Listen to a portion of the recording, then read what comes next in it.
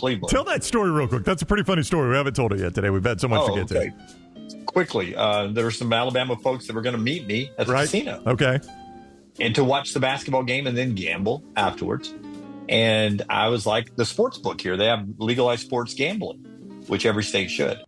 And I'm sitting there, and there are some open seats, but it says you can't just sit there. So I asked them, what does it take for me to get those 4 seats right there for us to watch the game? So my buddy gets here because I'm the first one there. And they're like, you've got to have, for those 4 seats, you'll have to have $200 in open bets. And I said, what games are left? And the guy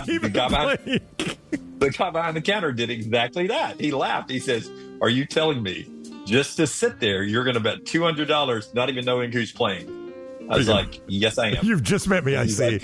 Like, these are the 4 games left. And I said, give me 100 on Illinois minus the points and give me 100 on Oregon minus the points. I gave him 2 $100 bills, and I sat down and waited for my buddies to get there.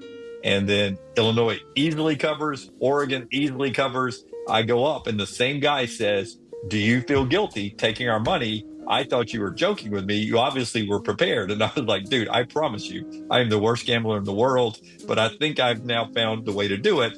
Don't even think about it. Just rush up, ask what games are being played, and go with my instinct. That's amazing. Good for you. Well, it was not a gamble.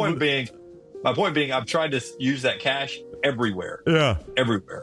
Yeah. Nobody accepts cash anymore. Rock and Roll Hall of Fame. No cash. Card only. Wow. A lot of the restaurants I've tried to pay. Card only. Wow. Tell them you're walking out. I'm walking out and they still let me pay cash. The gamble was not worth it for Allison Fetting. She's 44. She knocked over a Dairy Queen in Coconut Creek, Florida. She made off with a grand total of $1.50. Fetting was booked into Broward County Jail on a robbery charge Friday while in the midst of serving state prison time for multiple robbery and drug charges in Palm Beach County. She's got a recurring issue, I see here. Authorities said she brandished a black handgun, ordered the clerk to give her money from the register. Instead, police said she ran off with a tip jar containing the paltry $1.50. You're right. This is getting less and less of a payoff as people use less cash. As of Saturday, Fetting was in Broward, Maine jail awaiting an arraignment and a hearing scheduled for Wednesday. And then finally, a wealthy India-based dog enthusiast has made headlines today by buying the most expensive dog in the world. S. Satish, 51, bought a Katabam Okami. Dunaway, this is a rare wolf dog that is a cross between a wolf and a Caucasian shepherd. I don't know why I have to bring race into it. Wolf and a Caucasian shepherd. I would say Mountains of Caucasus. Oh, okay, gotcha. I would say that there is a good chance that on the short list of purchasing dogs, it has been on Lance's short list at one point, I'm sure. They won't be for long when I tell you the price. A rare wolf dog. It's the most expensive dog in the world. What do you think this 51-year-old in India paid for this dog, Jim? And I'm getting a purebred? Purebred wolfhound, 8 months old, stands 30 inches tall, already weighs 165 pounds. And I'm not the king of the north in Game of Thrones. No, you're just a normal person apparently in India. I'm going to say that dog would cost me 24,000 rubles. $24,000. Dollars? $24,000, yeah. $5.7 million. You were just off. $5.7 million. I know. Shut up. It eventually dies?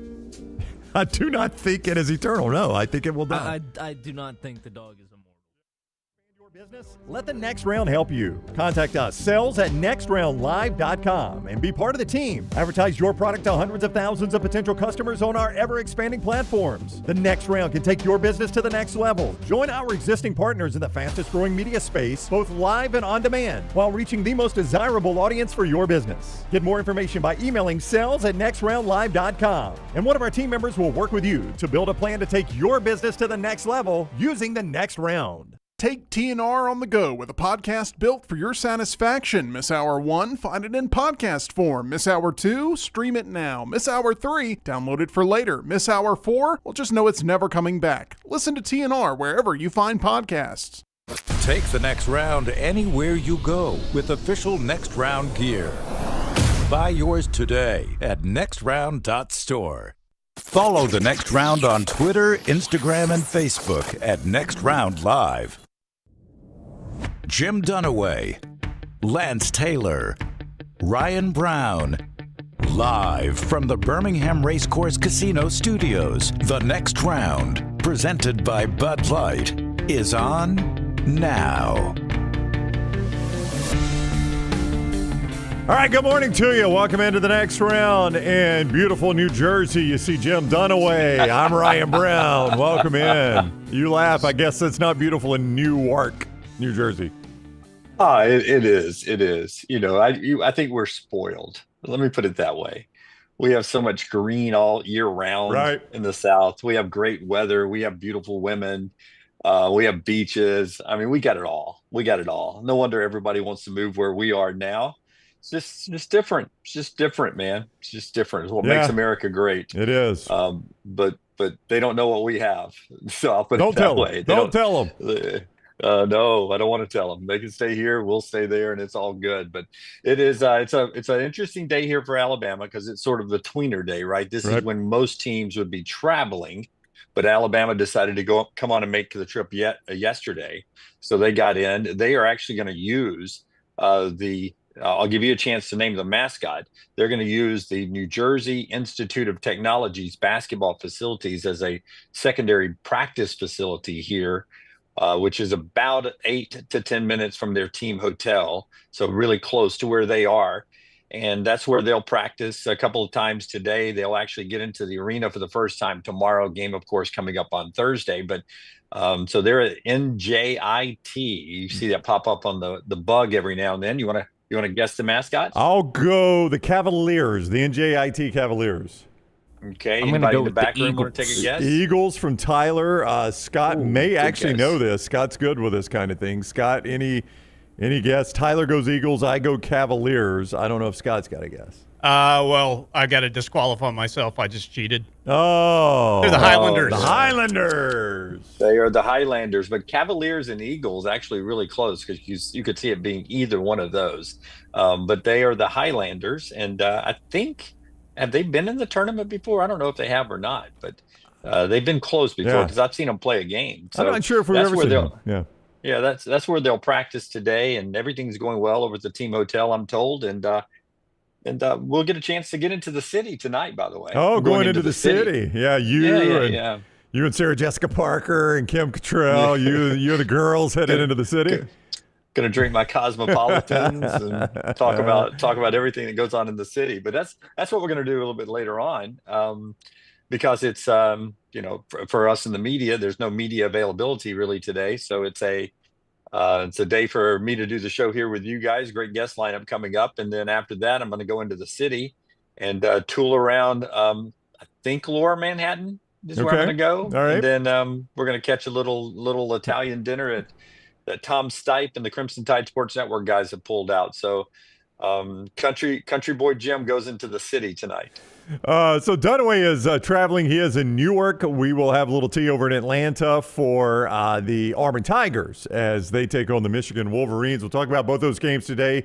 Scott, is that a look at the NJIT Highlanders court? Is that what you're showing me there? Yeah, that's the home of the Highlanders. Home of the Highlanders. Way more seats than I would have imagined for NJIT. Yeah, it's a bigger arena than I would have thought. They probably use that for multiple things there, Jim. I also did not realize that they were part of the ASUN.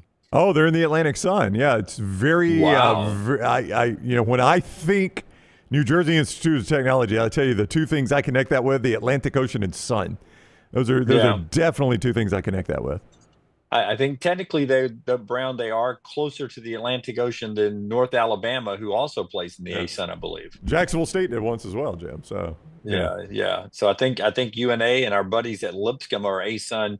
They were ASUN regular season co-champions. So that's they actually further away from the Atlantic than the NJIT Highlanders are. Right.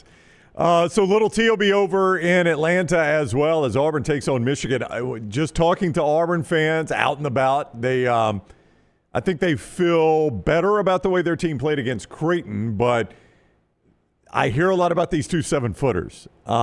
That's what gets brought up a lot. This team's they've got two legit 7-footers, and I'm worried. I was talking to a guy last night. What are you doing? What is that? I'm trying to stop a call from coming in, so it didn't mess up my video when the call came in. I don't think it did. No. Okay, because you're now on your head. You're like this now. Okay. No. So You're good. when the calls come in, I'll just let it go. Yes. We're not taking phone calls right now. No phone calls on the show right now. No, I don't want to reapply Yes. for healthcare coverage. I'm good, thank you. Yes, no taking phone calls here. No, but I was talking to an Auburn fan last night, and he's worried about these two big guys. Gosh, I mean, Broome did not. He didn't have his best game against Kalkbrenner. Now they got two legit 7-footers. I'm hearing a lot about these Michigan 7-footers. Yeah, well, I mean, one, as we talked about yesterday, Golden has gone to the Final Four before, and he is a mobile big man that is going to be, I mean, he's not Alex Condon, but I think he plays bigger than Alex Condon, but not quite as mobile and fluid as Condon is from Florida, who has obviously caused everybody in the SEC some problems, Auburn and Alabama both.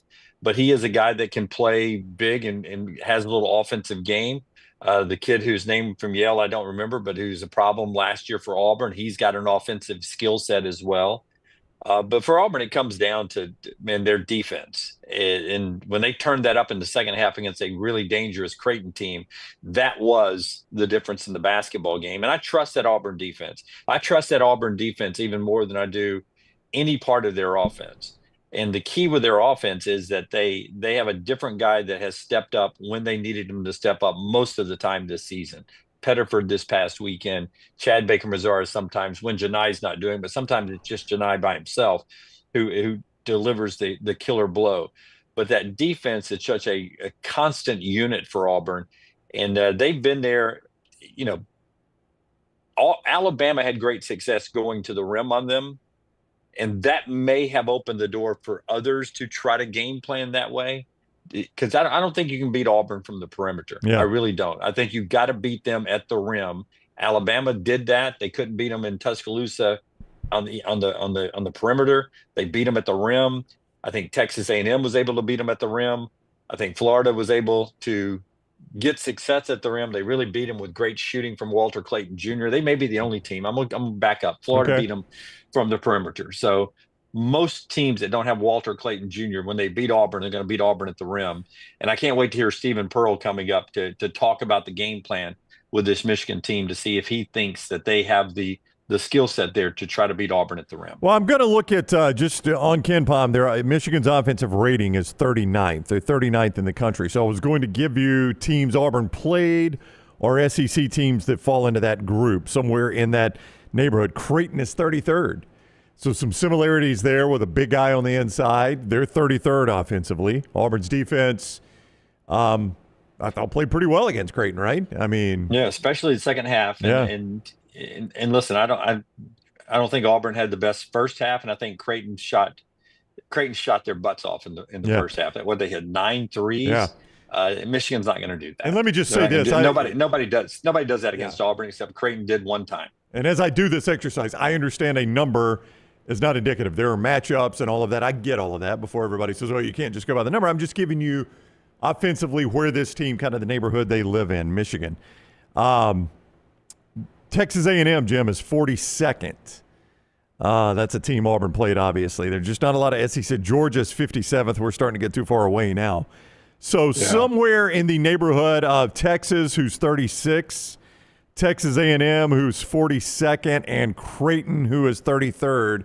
That's where you'll find this Michigan offense, at least as far as their KenPom offensive ranking. Yeah, and Texas, not a game for Auburn. Texas A&M beat them, but I don't think Michigan brings that kind of smothering, attacking defense that you got from Texas A&M.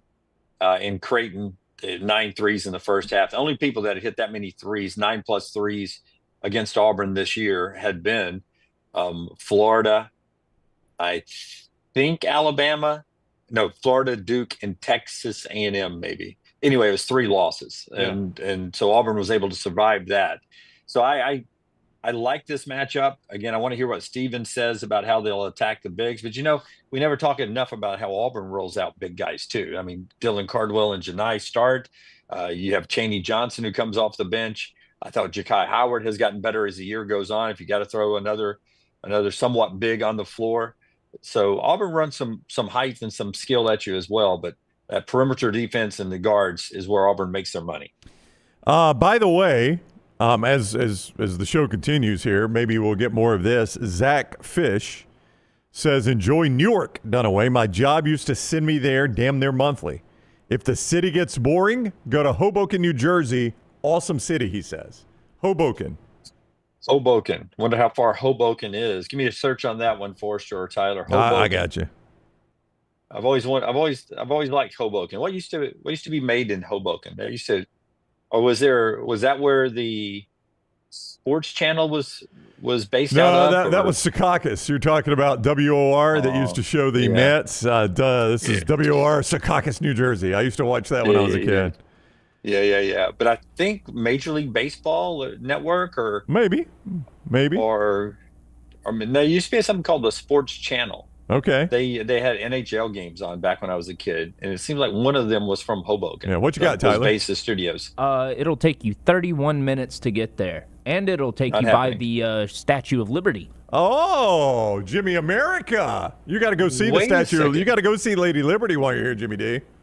Wait, how can I go by the Statue of Liberty if I'm not in New York? If I'm in Hoboken, New Jersey, what's happening here? It's in the Bay. You're on the interstate and you drive past it. You should be able to see it.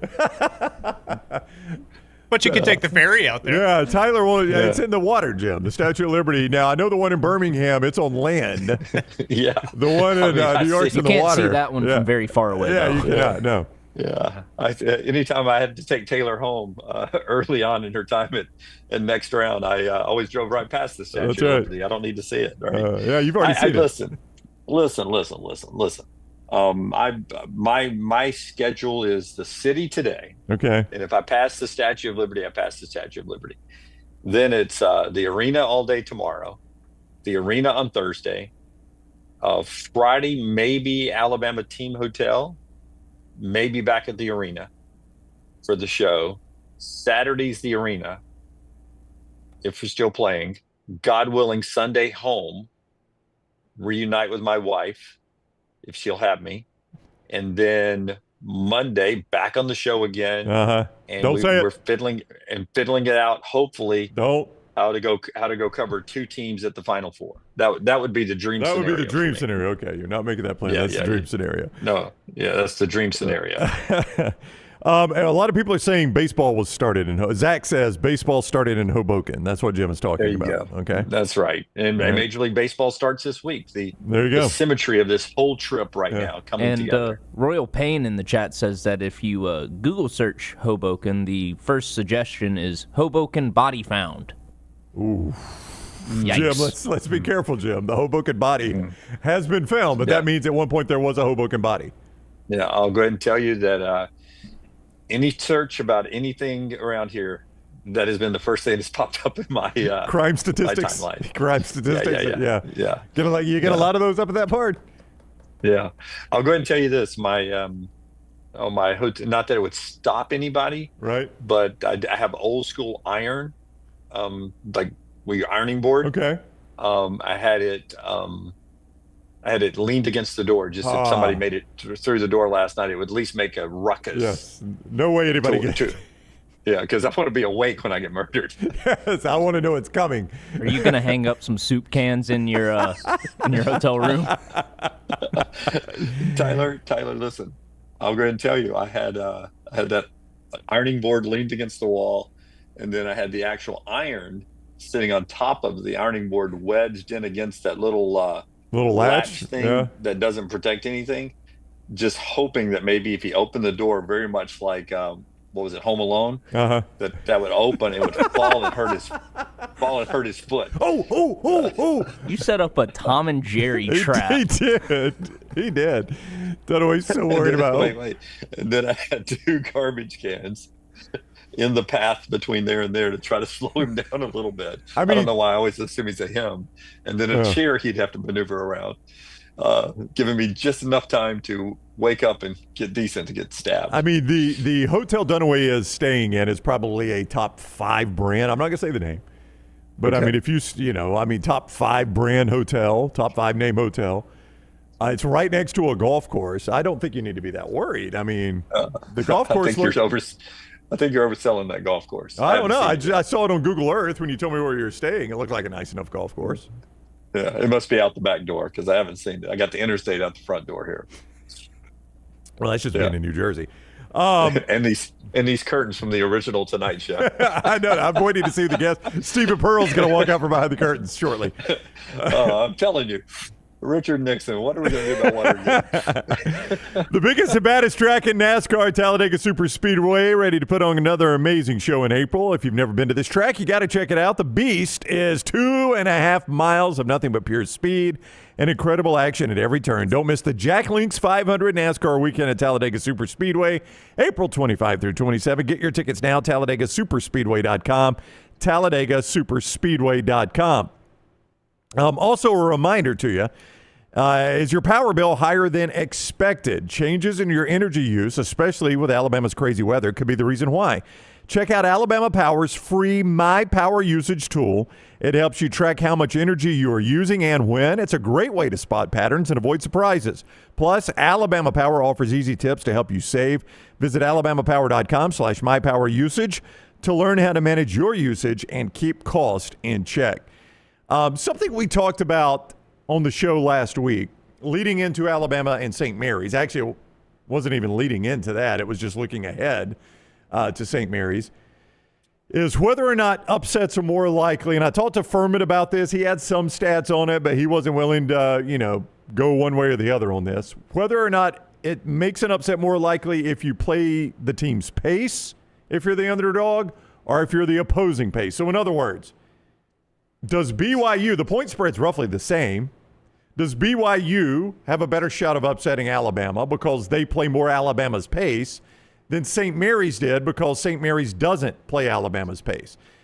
I think it makes sense, and boy, you'd have to sit down and do some numbers on this, that you got a better shot of pulling the upset actually if you play the team's pace. Because what happened to St. Mary's Sunday night was Alabama dictated pace. They're out of the game. As soon as you let Alabama dictate pace, you're out of the game. If Alabama dictates pace against BYU, BYU's going to be fine with it. That's the pace they normally play. They've just got to find a way either to defend Alabama or hope Alabama has an off night. So that's why I think it's actually – I think Alabama's going to win this game. Let me say that up front. But I think that's actually the anatomy of an upset is better if you're playing a team that plays your pace, in my opinion. I would agree with that because, like you said, you think of any time. Wim Sanderson, one of his most discouraging moments as a head coach, he's told us many times, was not letting his great athletes try to run with Loyola Marymount, that great run and shoot team from back in the day. He tried to slow it down, and he lost by 2 in a very low-scoring game by Loyola Marymount's by their standards. It was a very low scoring game because they were always in the hundreds. And I can't remember what the score of that game was, but it was a 2-point loss from Alabama. It was in the 60s. They played that game in the 60s, I believe. I think it was like 65, 63, something like that. Yeah, or 62, 60 pops in my head something for like some that, reason. yeah. And Loyola played games, like 98, 95, 102 to, 98 all the time. So Wimp slowed it down and lost by 2. And he always said to himself, we should have just played our normal pace and let the chips fall where they may. And I think to your point is, if you are different paces, different styles, and you're able to dictate it to your style, then you're comfortable and the other team's uncomfortable. What happened to St. Mary's was Nate Oates got into their legs and they were out of their comfort zone, and Alabama was right in their comfort zone, or at least closer to it. And BYU plays right into Alabama's comfort zone with their style. And not that Alabama will not try to dictate something. They'll try to dictate beating these guys at the rim like they do everybody else now. Where Cliff Omori, by the way, has become such a huge part of what they do that, he at time with his wingspan is the biggest guy on the floor, and the lob to him has become just an enormous early starter for Alabama. And getting that lob going early on opens up so much offensively. So I really do believe that Alabama will be comfortable in the BYU space, but they'll try to do something a little differently than BYU does. Alabama not relying on the 3 as much as I think BYU will hope they'll do. But again, I compare it to Kentucky. It's going to be like playing Kentucky with a team I think that shoots it a little bit better than Kentucky has this year at times. Amore had not missed a shot in the tournament until really about midway second half there. There was a situation, I think it was a lob dunk that he missed. Maybe it wasn't a dunk. But anyway, he missed it, then he missed the follow. I think he had hit his first 12 or 13 shots, to your point. And the St. Mary's big guy that guy was gassed. He was toting the piano, and he had nothing for Amore on the inside. Well, let me ask you, how many times when you've got your hand in the cookie jar and you're pulling a cookie out, how many times do you drop a cookie? Not often. You may drop it occasionally, but you rarely drop it. Cliff's shots usually are coming right here. He's right in the cookie jar. So it's hard for him to miss those. And great credit to Phylon and Sears, who've been delivering the basketball so well to him. But, Cliff's I think he's growing into a special part of this offense that I think Alabama fans thought they were going to get early on when all the hype was made that they were getting Cliff Amore from Rutgers. It is now he's becoming a bigger factor now than he has been during a big chunk of the season. This is sort of the Cliff Amore everybody thought they were getting. Now, homecoming for him. He's playing at his old stomping grounds there. Yeah. I never knew this either. Like New Jersey I'm in New Jersey.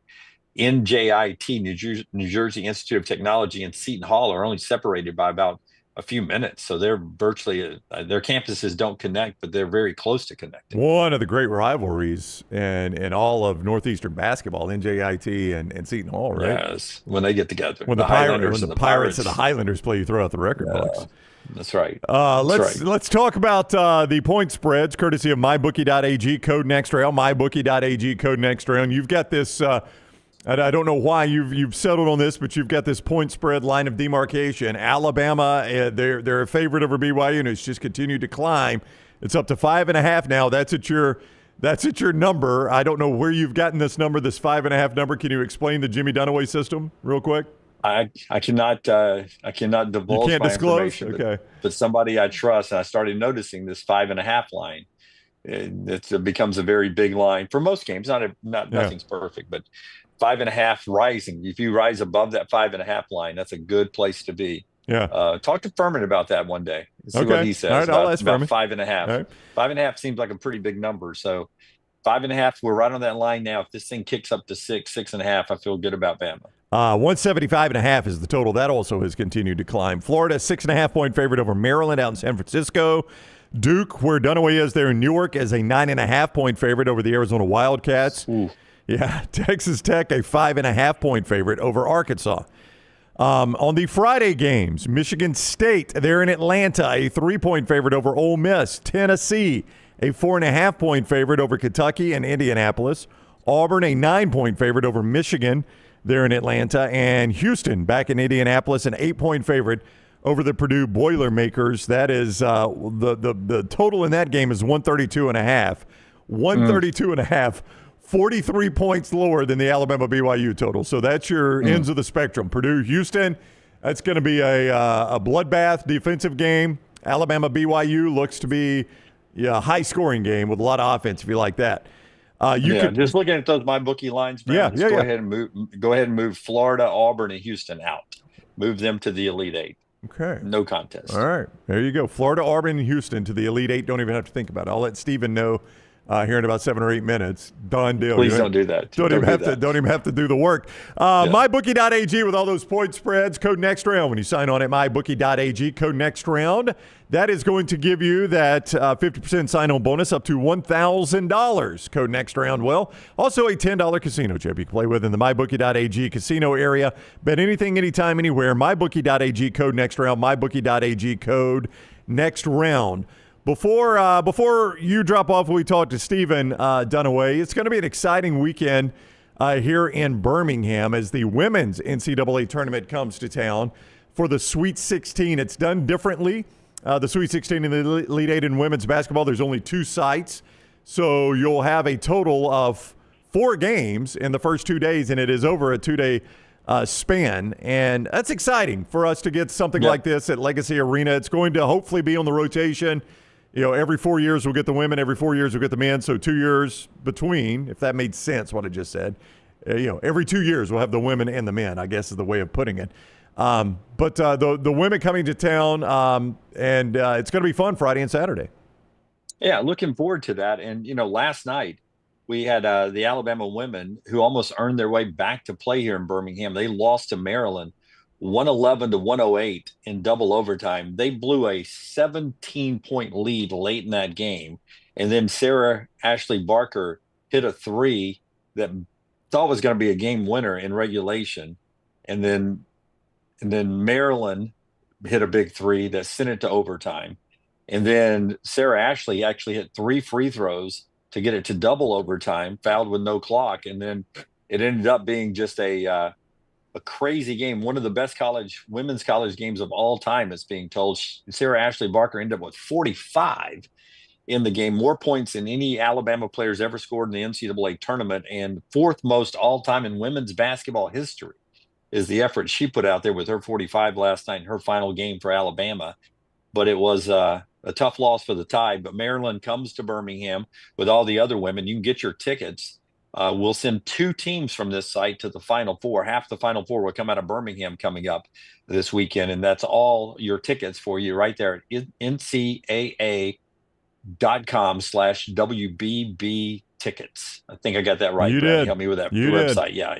ncaa.com/WBB tickets. And again, as Brandy was saying, this is so important. We continue to make all these tournament events huge, men and women in Birmingham, because that means we keep getting the men's tournament back as well for Bruce Pearl and Nate Oates, so they can go through Birmingham and not have to go through Cleveland or Lexington to get to where we are now in the Sweet 16. Yeah, so keep supporting these men's and women's events. It helps us for your favorite teams as well. Yeah, Duke of North Carolina playing in Birmingham. You've also got South Carolina, one of the great programs here. So should be a fun time. ncaa.com/WBB tickets for that. All right, Dunaway's going to drop off for a moment. We'll talk with Auburn Associate Head Coach Stephen Pearl when we return. It is the Next Round presented by Bud Light. I am in the Birmingham Racecourse Casino Studios. Jimmy D up in beautiful New Jersey. More of the Next Round after this. Follow Brownie on Twitter and Instagram at Ryan Brown Live. I'm attorney Alexander Shinar, Alabama born, Alabama raised, and ready to fight for your rights. I have one of the largest firms in Alabama, and we are here to help you get the compensation you deserve. Call me, Alabama, 323-1000. No representation is made that the quality of legal services being performed is greater than those of other lawyers. This hour of the Next Round is presented by the Birmingham Racecourse Casino, now featuring 7 days of giveaways with your chance to win a share of up to $125,000. The more you visit the Birmingham Racecourse Casino, the more chances you have to win. Hey, let me tell you about our friends at Urology Centers of Alabama. Compassionate and comprehensive urological care with 35 physicians, 17 locations across Alabama. Their patient-centered approach to all of your urological needs. Remember, they've got that new men's health center. It is beautiful, helping men with a wide range of sensitive male issues in a comfortable environment. You can always go online, visit urologycentersalabama.com, schedule an appointment with one of their many urologists today. Hey, Lance Taylor from the Next Round to tell you about my friends at Michelson Laser Vision, located conveniently UAB Highlands. Almost 20 years ago, I went in for the procedure. Only took 12 minutes for both eyes. When I went in, I had 2200 vision. I was legally blind. Now I have 20/15 vision, still 19 years later. Make the call today. Schedule a hassle-free consultation. 969-8100. Dr. Mark Michelson, Dr. Jen Michelson, Michelson Laser Vision. Make sure you tell them the Next Round sent you. 969-8100 or MichelsonLaserVision.com. Hey, there's nothing worse than waking up to a plumbing problem. Don't get caught in a flooded house. Call the guys at Hemp Hill Services. Adam, Chad, and the team at Hemp Hill are the only ones I trust to fix it and fix it right the first time. Hemp Hill Services does it right and always at a fair price. For all of your plumbing, cooling, and heating needs, trust the name that Birmingham has trusted since 1954. That is Hemp Hill Services. Call now, 205-229-2090. That's 205-229-2090. Stop by the New York Butcher Shop and pick up the finest in certified Angus prime beef steaks and burgers, premium pork chops, ribs, and all-natural chicken cut to order just for you. Their chef-prepared entrees and side dishes are the perfect dinner-to-go choice for your family and are ready to heat at home. With a great selection of fine wines and desserts, the New York Butcher Shop is your one-stop dinner shop. 2 locations to serve you, Cahaba Heights and on Highway 119 in Greystone. The New York Butcher Shop, rare quality, well-done service. Celebrate the best time of year, tournament time, with mybookie.ag. Sign up right now, code NEXTROUND, and receive a 50% deposit bonus up to $1,000. Plus, a $10 casino chip. Tournament time is here, so enjoy it even more by playing along at mybookie.ag. Bet anything, anytime, anywhere with mybookie.ag. Use code NEXTROUND on your initial deposit for a 50% deposit bonus up to $1,000. Plus, $10 casino chip. Don't get caught by the buzzer. Sign up now at mybookie.ag, code NEXTROUND. It's bow time. Tired of choosing between sweet and savory? Why not have both? Introducing Bojangles' new chicken and bowberry waffles. The bold Cajun chicken filet you love, now drizzled with a bowberry honey glaze and sandwiched between two warm waffles. Which means your favorite meal of the day just met your new favorite dish. And lucky for you, it's served all day. But it's only here for a limited time, so try chicken and bowberry waffles at Bojangles today. It's bow time. Start your day online with our website, nextroundlive.com, for the latest videos, podcasts, and college football stories. It's also a great way to stream the show or shop in the Next Round store. Stay connected by visiting nextroundlive.com. I'm attorney Alexander Shinar, Alabama born, Alabama raised, and ready to fight for your rights. I have one of the largest firms in Alabama, and we are here to help you get the compensation you deserve. Call me, Alabama, 323-1000. No representation is made that the quality of legal services being performed is greater than those of other lawyers.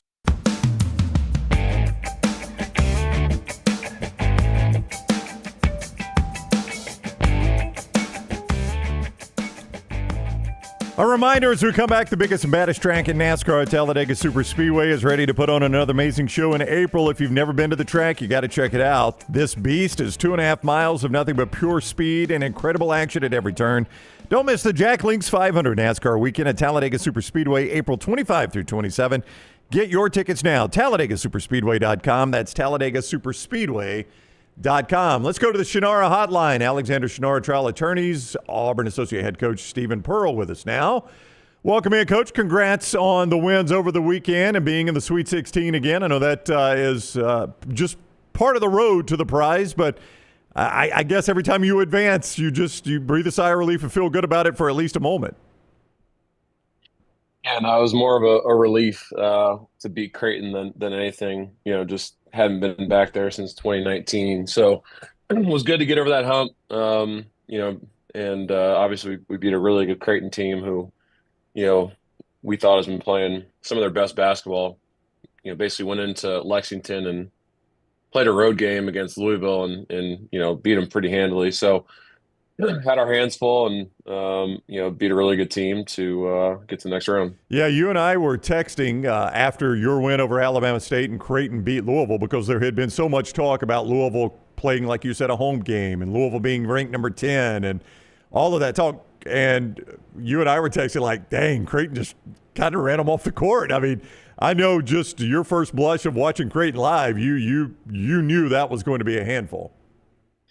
Yeah, I mean, watched them in the Big East tournament, take care of Connecticut pretty handily and, show up to Lexington and play the Louisville team who had, I don't even know what the numbers were, but they had won a ton of their last 21 of their last 23. And, you walk into that gym, there was 18,000 Louisville fans in there and they ran them off the damn floor. So, we knew that it was going to be a challenge. The way they were shooting the ball, they had made 9 threes in the first half of that game.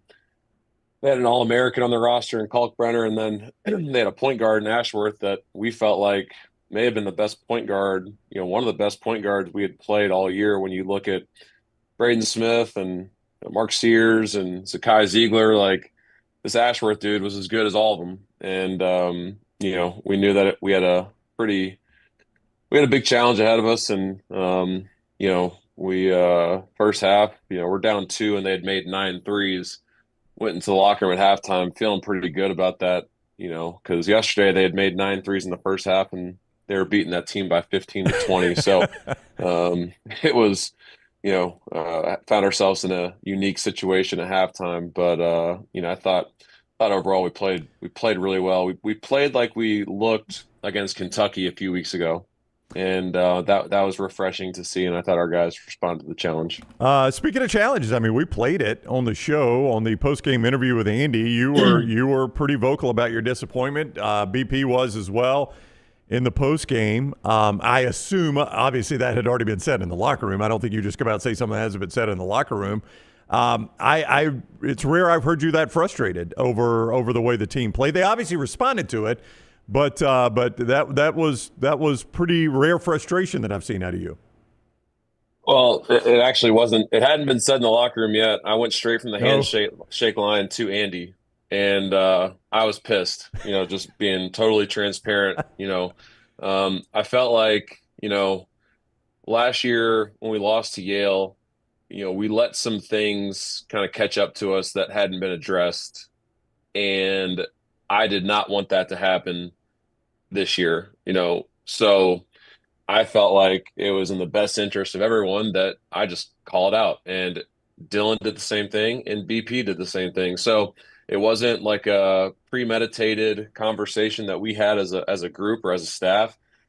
We all felt that way individually, that this needs to be laid out there because we don't want to go into this Creighton game having it not be addressed and then us lose the game and us look back and say, damn, I wish I would have called that out a little bit sooner. So, and it wasn't just a message to our best players. It was a message to the whole team because, if we can go out and publicly, confront two of our best players or our two best players, the rest of the guys are going to be on notice too. Like, damn, we got to lock in as well. So I'm glad we did it.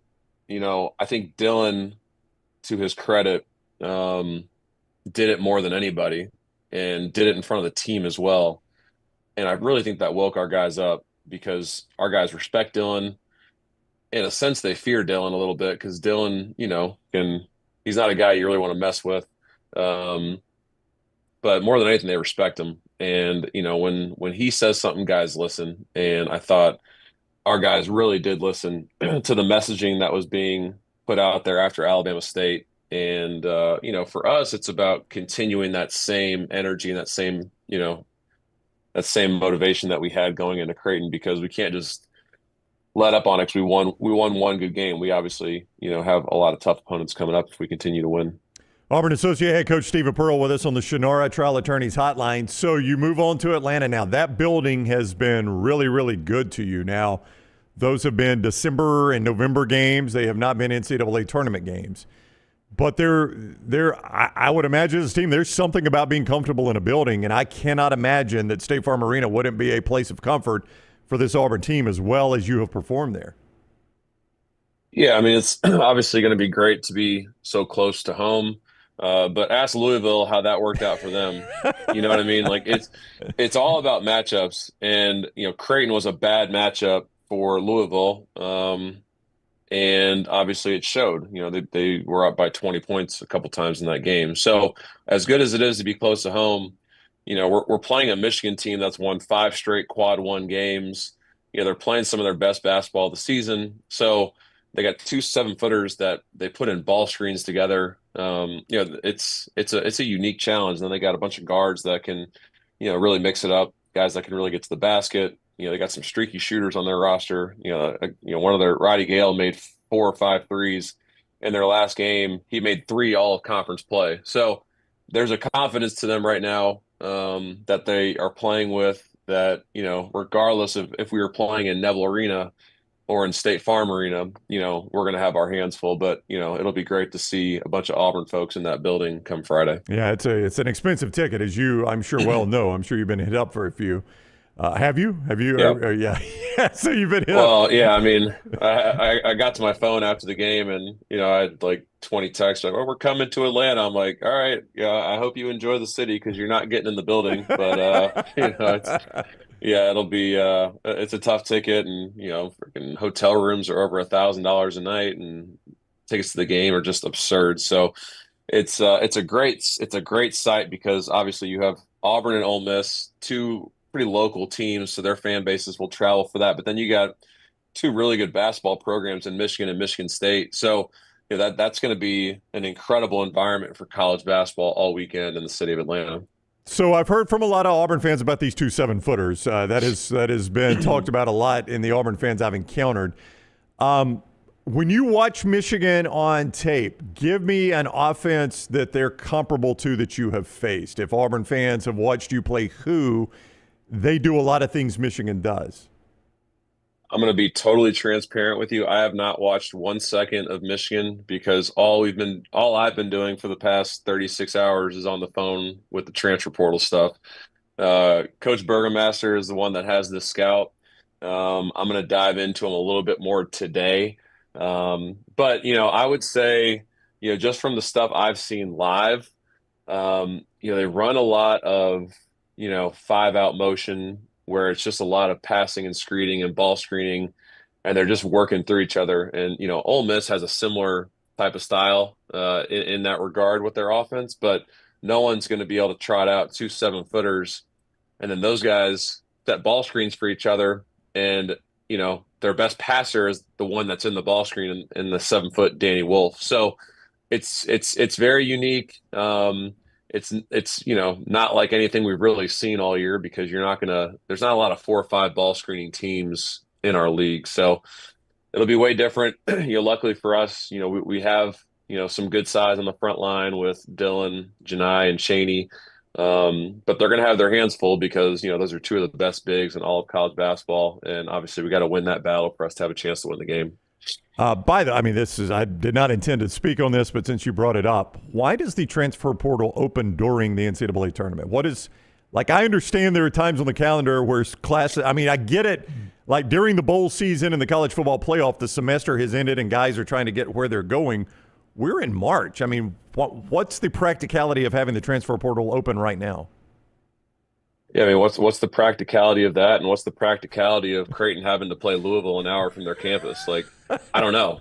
There's a lot of things that I don't understand.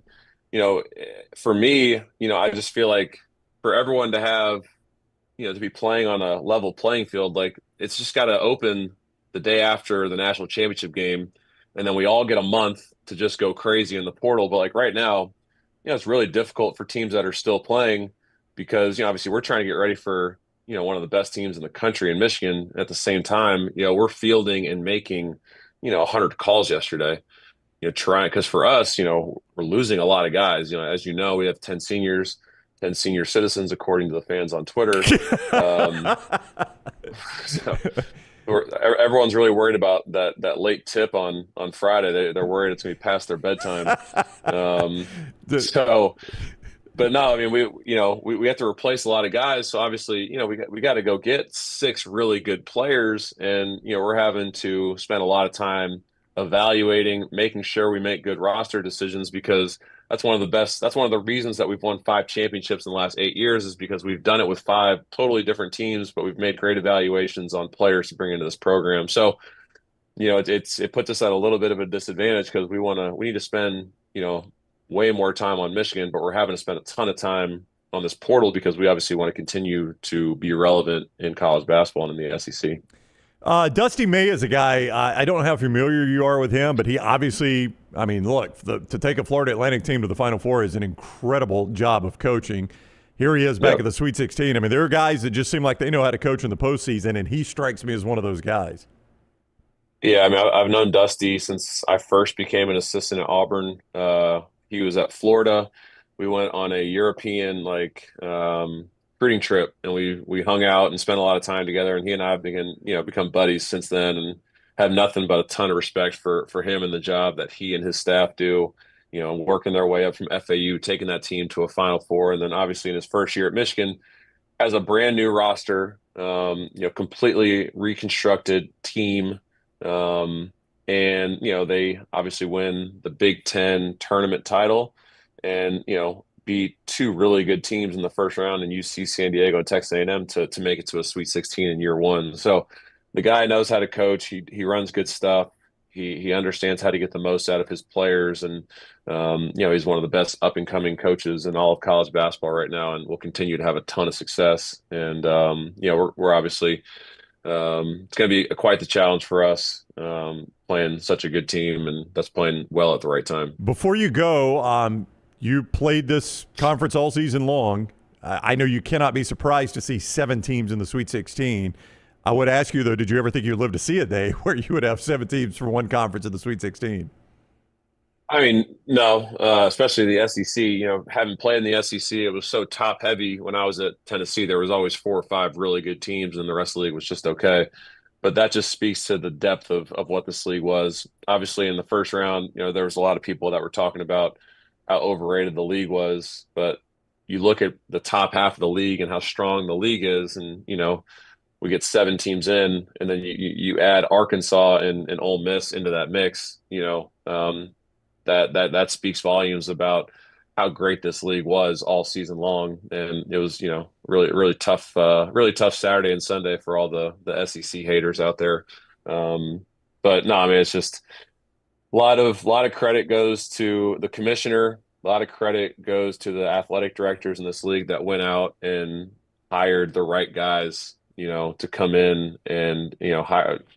Shout out goes out to the alumni and the folks that are raising the money to allow us to compete in the NIL space, because obviously that has a lot to do with it in today's day and age. And we beat up on each other all year, to allow us to get ready for this tournament. And obviously it helped carry 7 of us through to the round of 16, and have a chance to continue to set and break records in the next round if teams continue to win. So not surprised this year, but if you were to ask me 5 to 10 years ago, would we ever see 7 teams in the Sweet 16, I would have a hard time believing it. Yeah, pretty wild, no doubt.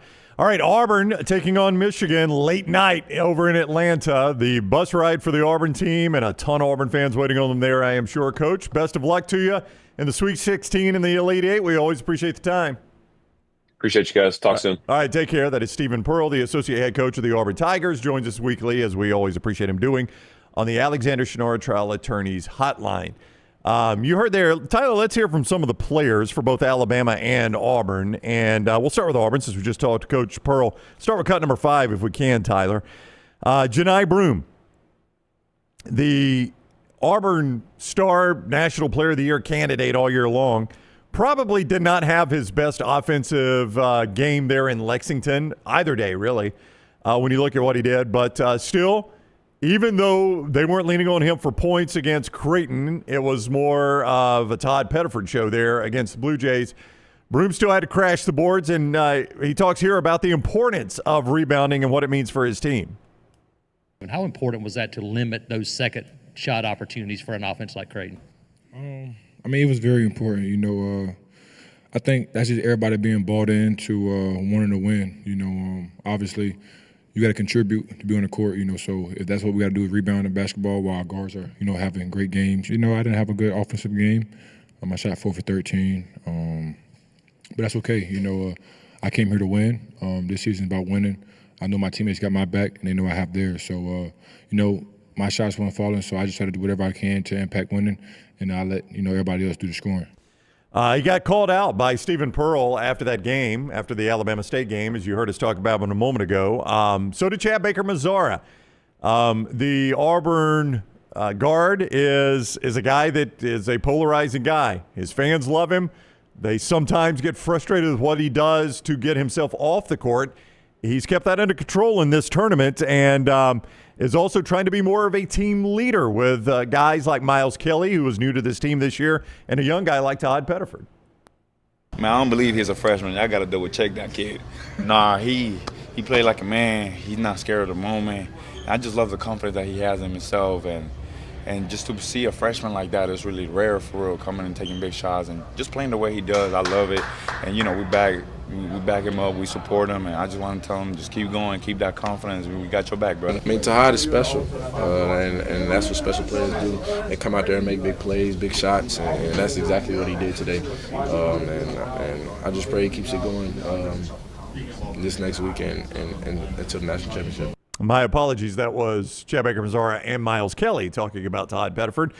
So give Miles credit for the second part of that. That was from Taylor Korn in the locker room there in Lexington as Auburn beat Creighton in round number 2. Now let's rewind to Cleveland for just a moment, talk a little bit of Alabama. Here's Grant Nelson. It's weird. Alabama was near the top of the rankings all year. This has been a team that started out the season number 1, was on the one line for a very, very long time until probably quite late in the season. Maybe that loss at Tennessee, the first time Alabama realistically was dropped off the one line. So even as a 2 seed, Grant Nelson says they feel like they kind of been slept on a little bit. We emphasized that. We knew we had to come out. I feel like we've been slept on. There's a lot of people saying things about us like we're about to lose this game. So, we knew we had to come out and bring energy, and I feel like the starting group kind of got us going, and then everyone came in and did their job, and I felt like down the line everyone had like a really solid game. Not only has Alabama been slept on, but they get the I guess the tag of being a little bit of a soft team. In fact, you're about to hear Mo Diabate talk about this, that Nate Oates actually had a minute or so long cut up of national media members on television talking about Alabama being too soft to win a national championship, too soft to advance deep in this tournament. And that motivation from Nate Oates paid off, according to Mo Diabate. They overlooked us, They were saying going into the game that we were soft. That's the title that we're not soft. And, that's the title you don't want in your name. So, we came out and we played harder than they did, in my opinion. We got more rebounds than they did. We played fast in transition. And, we try to be the big dogs today. And, that's what we did and got the win. But salute to them. They played their hearts out, man. So. It's Dunaway in the locker room there in Cleveland. He also had a chance to talk to Mark Sears and Grant Nelson again about that same thing, that Alabama's a finesse team. This team can't play with physical teams. If somebody tries to D them up with physicality, they don't respond well. This is Dunaway in the locker room talking to Mark Sears and Grant Nelson about that narrative. It seemed like the national folks, the people that cover the sport, were like, one team's physical and they're going to slow it down. Alabama's the fast finesse team. Is that an insult that they didn't think you guys could be this physical? Oh, for sure. That was an insult. Before the game, it showed us a 1 minute low light tape of all the big time, and now just saying, they're soft. Basically saying we're soft in nice words. So we all took that personal, and we're gonna keep that mindset rolling throughout March. We played all the best teams in the country. We played the most physical teams in the country, and we beat pretty much all of them. So, this game tonight definitely showed where we're at with that. We could play physical. But, we definitely do need to come out and do that more consistently. But that was a point of emphasis going in, so, we got to continue to do that moving forward. Mark Sears and Grant Nelson with Dunaway in the locker room there in Cleveland. Jim is in Newark. He will rejoin us in just a little bit after we talk to Clay Little T on her way over to Atlanta later this week for Auburn taking on the Michigan Wolverines. A+ is the company that redid the master bath in the Brown home. When it came time to redo our master bathroom, my wife, Jennifer, scoured the internet looking for the best person for the job. She selected Brad Bell and his team at A+, and I'm glad she did. Now, you're going to be able to see more from Brad at A+, at alabamabathremodels.com. That is alabamabathremodels.com. What he specializes in is master bath, kitchen, and master bedroom closets. It's not all he does, but that's his specialty. It's important for you because you're going to enjoy those rooms while you own the home. And when you go to sell your home, you'll make a little bit of that back because those rooms really pop when people look to buy a house. Here is Brad's number, and you can call and get him to come out and quote your job the way he did for us. 205-422-1758. That's 205-422-1758, or the website, alabamabathremodels.com. That is alabamabathremodels.com for Brad Bell. A+ tile and remodeling, alabamabathremodels.com. All right, Dunaway will rejoin us after we talk to Clay from up in Newark. Before we do any of that, though, let's get the viewing menu from our guy Tyler, brought to you every day by Michelson Laser Vision. Were you at a movie? You were at a movie last night, Tyler. Was it the Unicorn movie? It was. It's called Death of a Unicorn, and it's got Paul Rudd, Jenna Ortega, and Will Poulter, and it's basically Jurassic Park with unicorns. It was a lot of fun. It's a horror comedy that just plays it straight the whole time and lets the ridiculousness of the situation and of the characters carry the comedy. And I'd recommend it for anyone who's into horror comedy, even though it's kind of niche and polarizing. Into what comedy? Horror comedy. Horror. Okay. I thought you said horror comedy. Okay. I thought you were going to say you thought I said something that rhymed with horror. No, not at all. But if you don't want to go to the movies tonight, there's a new series on Disney Plus called David Blaine, Do Not Attempt. We were talking about magicians yesterday. That is weird that you bring this up. And I saw this tease I saw it on TikTok, of course. David Blaine was a guy I used to like. I kind of I don't know. I'm back and forth on David Blaine. Well, in this new series, he goes around the world to find people who do incredible real feats that just look like magic. And he goes and looks for inspiration for his new stunts and stuff like that, and finds people that just push the boundaries of what is real, like he does. Okay. And then tonight on Paramount, if you don't want to watch anything exciting, you just want to unwind, have a good time, you got one of the most rewatchable movies of all time, 7 o'clock on Paramount, Step Brothers. One of my favorite comedies. Will it stun you if I tell you I've never seen it? I think we've had this conversation. Right, so it will not stun you. It would not stun me then. Yeah. But, yeah, I would say it's worth a watch if you like Will Ferrell comedies, and it's just a great time the whole way through. Will Ferrell and Jim Carrey are in a little bit of the same category for me now. I think Will Ferrell's funnier than Jim Carrey. But, like, their movies on stuff like that, I could do, like, the first hour, but then after that it would start to wear on me just a little bit. So I don't know if I might feel the same way about Step Brothers. I'm not sure. But stuff like that, like I like the characters, and they're good for like an hour. But, once you get past the hour, I'm like, okay, I'm kind of tired of this. I gotcha. Step Brothers also has Adam Scott from Severance in it. God, how long ago was that? So 2008. Yeah. So that would have been 17 years ago now. Holy crap. So he's been acting that long. But this is his breakout role, this role in Severance, right? He hasn't really. I mean, I had never seen him until this, so that's not saying. I would say that's not saying a lot. I know I don't watch a ton of movies, but is this not considered his breakout role? I would say it's considered his biggest role now. Okay. But his role in Step Brothers is what really put him in the spotlight, because he plays Will Ferrell's younger brother who still bullies him and acts like a real cool guy, and he does such a great job of playing a jerk in that movie. Have you watched the season finale to Severance yet? I haven't seen any of Severance. Oh, you've not seen any of it? Okay. That's Apple TV, isn't it? Yes, it is Apple TV. I do not have Apple TV. That would be why you've not watched Severance. Yep. Again, I can't decide if I like it or hate it, but I've invested so much time in it now. It drugged some this season, but boy, the last episode was... That was something else, man. That last episode was the last half hour of it, pretty crazy. I've heard it's just gotten so weird and surreal where you're just really not even sure what's happening in each episode. That is absolutely correct. Again, as we've said on the show before, it's the one where I always watch the previously on Severance, always watch it. Because I need a little refresher. I need a little refresher, and that's all. They're always good. When you watch that, well, we're going to be dealing with this storylines in this next episode. So it allows me at least to maybe remind myself of what I've seen. But I will say about Severance, it's weird for the sake of being weird. Like, I think they just know now we can do absolutely anything we want in this, and everybody's going to say, okay, it's just Severance being weird, right? So. I don't know, Tyler. I don't know if I like it or not, but I guess I'm going to stick around to see how it ends. I'm fascinated now by how it ends. I didn't like a lot of it this season. The last episode was fantastic, though. I mean, it was out there, man. It was out there. A lot of gasp moments in that one. All right, that's Tyler's Viewing Menu. It's presented each day by Michelson Laser Vision. You can do what Lance did and go get that LASIK surgery. You may not be a candidate. I was not, and they were very honest with me about it. They gave me options. They could have done it, but it would have affected my up-close vision, my near-side vision. So, I just chose to keep what I got. That's what Dr. Mark and Jennifer Michelson do because they are pioneers in this field. They are the ones that people come to find out about LASIK surgery, other doctors. That's the reputation they have at Michelson Laser Vision.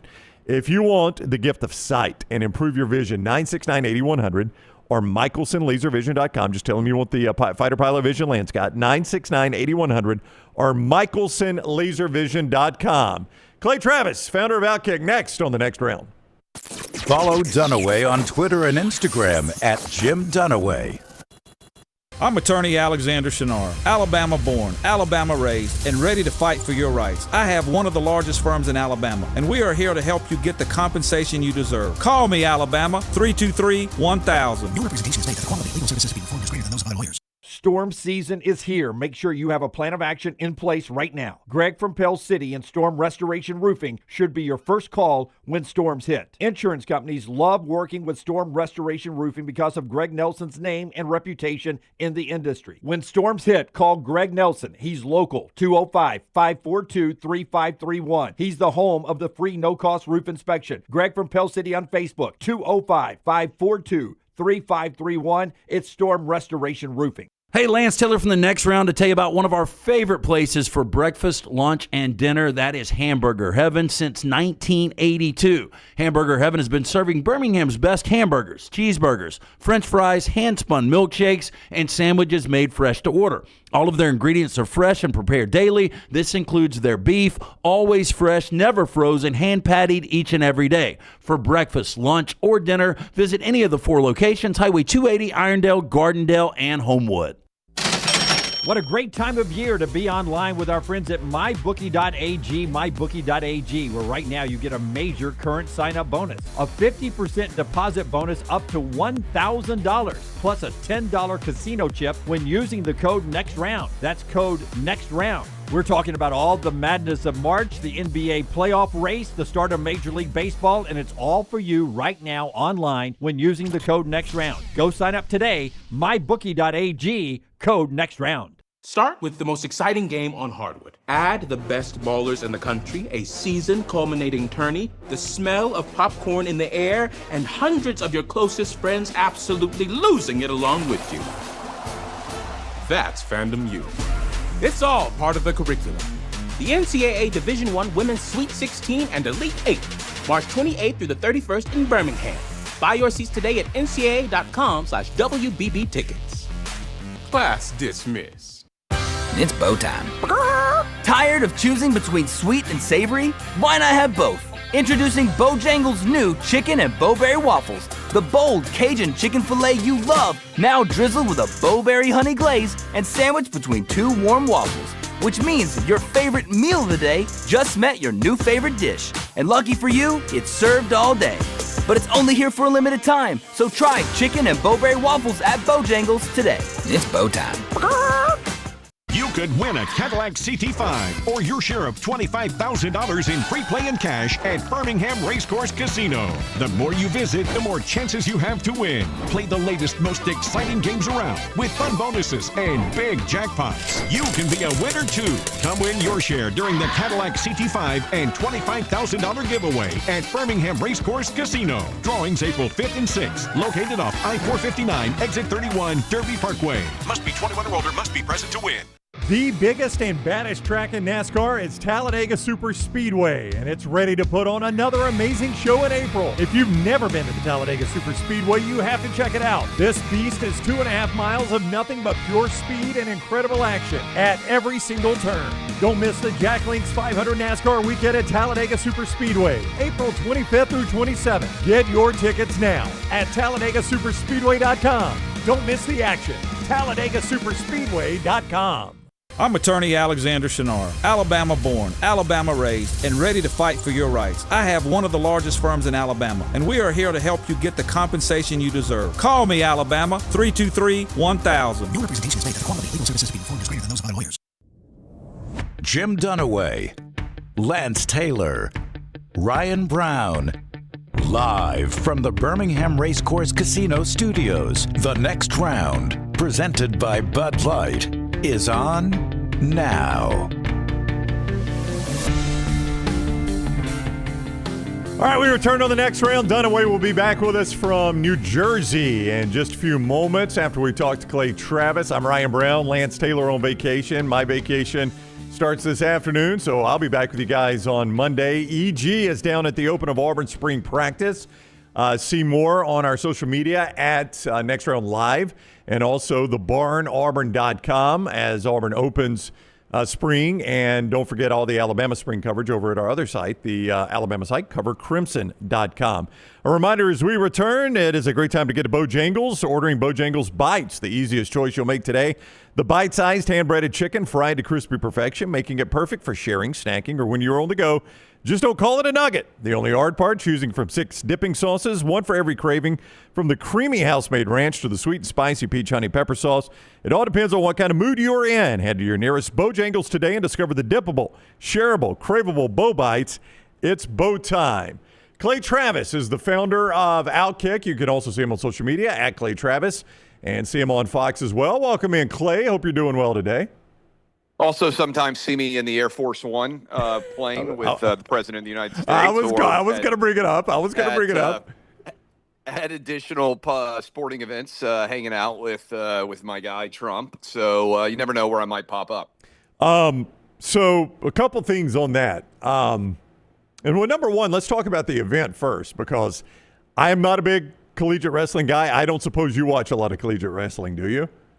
That's accurate. Okay, yes. That's accurate. So I really don't know what's going on, but I see, I guess this was Saturday when it all went down. Like, it exploded on social media when in this final match, I guess the heavyweight match, this guy pulled what is being called one of the greatest upsets in wrestling history.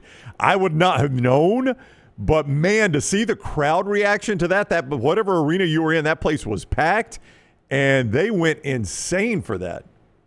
Yeah, it was the Sixers. I'm not sure what the official name of it is, but where I think the Sixers and the Flyers would play, right? So the main arena inside of the downtown Philadelphia area, and it was packed. I had no idea what to expect. I actually watched it Friday night in my hotel room. I think it was on ESPN2, so I flipped it over just to kind of see what the audience looked like and have some idea what we were walking into. And it was an electric scene. And I think, frankly, if you combine the Super Bowl, if you combine the Daytona 500, and you combine now the NCAA Wrestling Championships, whatever your political allegiances are, men who represent the majority of the crowd in those events, I know there are women too, but I'm telling you, it's probably 75-25 or so inside of that arena when I walked in, based on what I could see. Men are pretty firmly behind the President of the United States, or at least if they're not behind Trump, they're willing to stand and clap and chant USA when the president comes in, because that's 3 big, unscripted, you have no idea what's going to happen scenarios. Not only that, like all of the wrestlers, they had no idea what the wrestlers were going to do. Every single one of them wanted to come over, shake his hand, get a picture made. I mean, frankly, I can't imagine not doing that, no matter who the president was. Like, if you're competing at a high level and the president comes to watch you and you get a commendation from your organization, the NCAA in this case, like, I would want to go shake the president's hand and get my picture made, regardless of politics. But it does feel to me like sports in many ways are healing. Instead of being super divisive. The president is just a big sports fan. He genuinely loves athletic competition. And given the fact that he came within a quarter inch of getting his head blown off about 8 months ago, I would say what stands out to me, I've interviewed him 11 times now. That's got to be near the top of the list of people who have interviewed him and spent, hours and hours with him now at this point. I would just say he feels to me extremely comfortable, relaxed. He knows what he's doing in the job, and he seems to be wanting to entertain himself. Like, he was supposed to enjoy himself. He was supposed to leave at 9. He ended up staying until 10:30 through that final match. So he was an hour and a half past when the expectation was that he was going to be departing. And as you said, to having a former, I think it's Air Force cadets. Am I right about that? Yeah, I believe he was an Air Force. He was in the Air Force, in some sort of service in the Air Force. He transferred. Yeah, transferred to Oklahoma State, I think, to finish his career. But, to have him saluting with the American flag on his shoulders, coming over to see the president, it was a pretty iconic sports moment, I thought. Air Force One, is it like give me something other than like the missile defense and all that stuff that I know Air Force One has? I mean, obviously, I don't know anything about. No. So there are multiple Air Force Ones. Point one, I didn't realize this, but basically the president has a fleet. Secretary of State has a plane. Vice President has a plane. There are a lot of United States planes. We took the 757, not the 747, for people who are, super aware of airplanes, because we were landing in Morristown, New Jersey, and the 747 is too big. So that, is the biggest, like the long haul 747 that would typically be if you're flying, if you're going overseas or someplace like that. And they take the 757 a lot for quicker trips, like we were taking along the East Coast. It was nice. I mean, the food was really good. You don't ever have to wait for anything. Like the minute the president's on, like you're basically trundling down the runway. There's nobody walking around telling you to fasten your seatbelt or make sure that you're seated. Literally, the moment the plane touches down, everybody's up. There's tons of Secret Service on the plane. I interviewed, there's a picture that Caroline Levitt took, but of me interviewing the president inside of his sort of private quarters on the 757, which is basically kind of an office setting, for lack of a better way to describe it. You can see him sitting in there at the desk. He's got a couple of flat screen televisions. Behind that compartment is on the plane that I was on, the 757, is kind of a big conference room table, almost where if you wanted to have a meeting with a lot of sort of captain's chairs, or however you would describe them, kind of sitting around that table, where you could have, there were senators and congressmen and Elon Musk and the chief of staff were all kind of put there.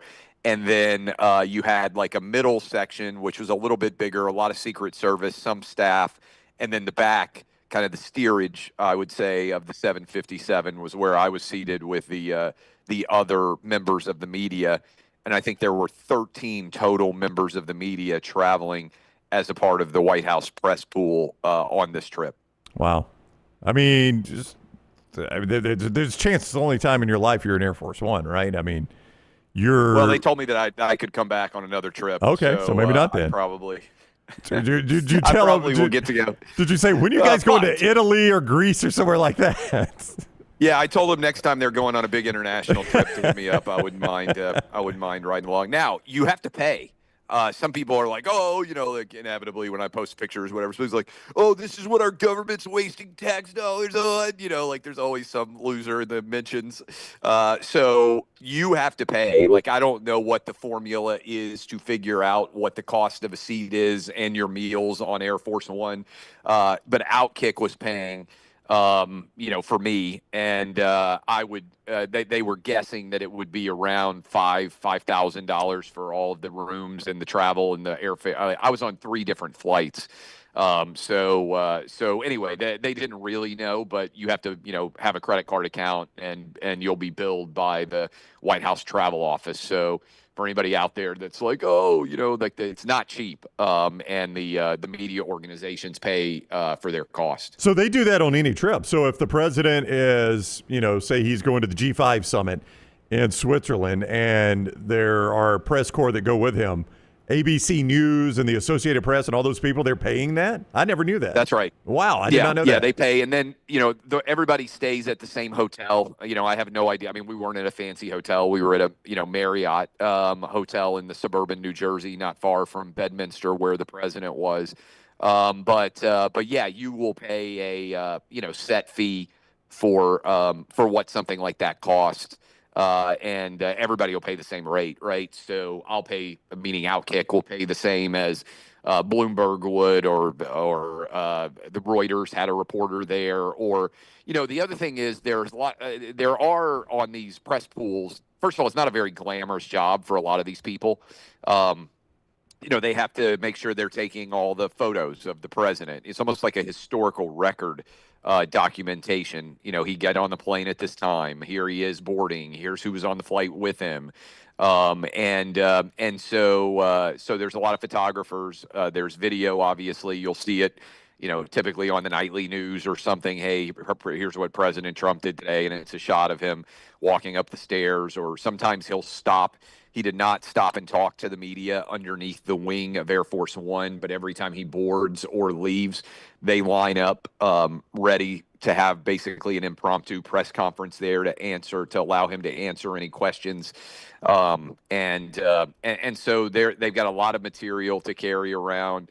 And I'm defending them. I mean, look, a lot of these guys and gals don't get paid that much. I mean, I know people tend to focus on the people who make millions of dollars, sitting in a studio on television, and those jobs do pay a lot of money and do have a great deal of prestige. But as you well know, and anybody who's ever gone to SEC Media Days and been near the bottom of the barrel, and I've done that, you've done that, like you're standing around, trying to make a living. And there are a lot of people that do not make incredible livings that are, sort of chasing around the president as a part of their jobs. All right, he is Clay Travis, the founder of Outkick. He's on the Shannara hotline, the Alexander Shannara attorneys hotline. Let's talk about the NCAA tournament now. Your Tennessee Volunteers advanced to face a team, oddly, you've lost to twice this year. It will be in Indianapolis as they play Kentucky. It's just one of those weird things, as elite as Tennessee is. Kentucky somehow has managed to find a way to beat them twice, and you could argue Kentucky's playing better basketball right now than they've played all year. Interesting matchup. I would say on one hand, Clay, it's hard to beat a team 3 times in 1 year, especially as good a team as Tennessee is. On the other hand, Kentucky obviously has some matchups that Tennessee doesn't respond well to. Look, Tennessee's been favored in all 3 of these games. So it's not just that Kentucky has won, it's that they upset Tennessee. They were the only team to beat Tennessee in Knoxville. Tennessee had a chance to win. I think they were tied or up a couple of points late at Rupp. Kentucky ended up scoring down the stretch to pull away and win that game. I don't remember what the margin was, but it was fairly close as well. And really, when you look at it, it's that, and I don't know if you have the stats in front of you, but Kentucky has shot incredibly well from 3, and Tennessee has shot very poorly from 3. And I don't know if that's matchups or if that's somewhat just aberrational. Tennessee, I think right now, has the number 1 3-point defense in the entire NCAA. At least they did entering the tournament. I don't think anything's happened to change that. And yet Kentucky came out and made 50% of their threes. I think like 14 threes in each game or something like that. I mean, it's an improbable level of success relative to both how Kentucky shoots all year and also how Tennessee typically has defended the 3 all year. So Kentucky has made threes, and as a result, they've beaten Tennessee twice. We'll see whether that continues. I mean, personally, I would rather not be playing a conference foe for a third matchup in the Sweet 16 and have it been scheduled that way. I mean, when the brackets came down, I didn't like the matchup just because it doesn't seem to me like you should schedule a team to play a conference opponent if the brackets hold.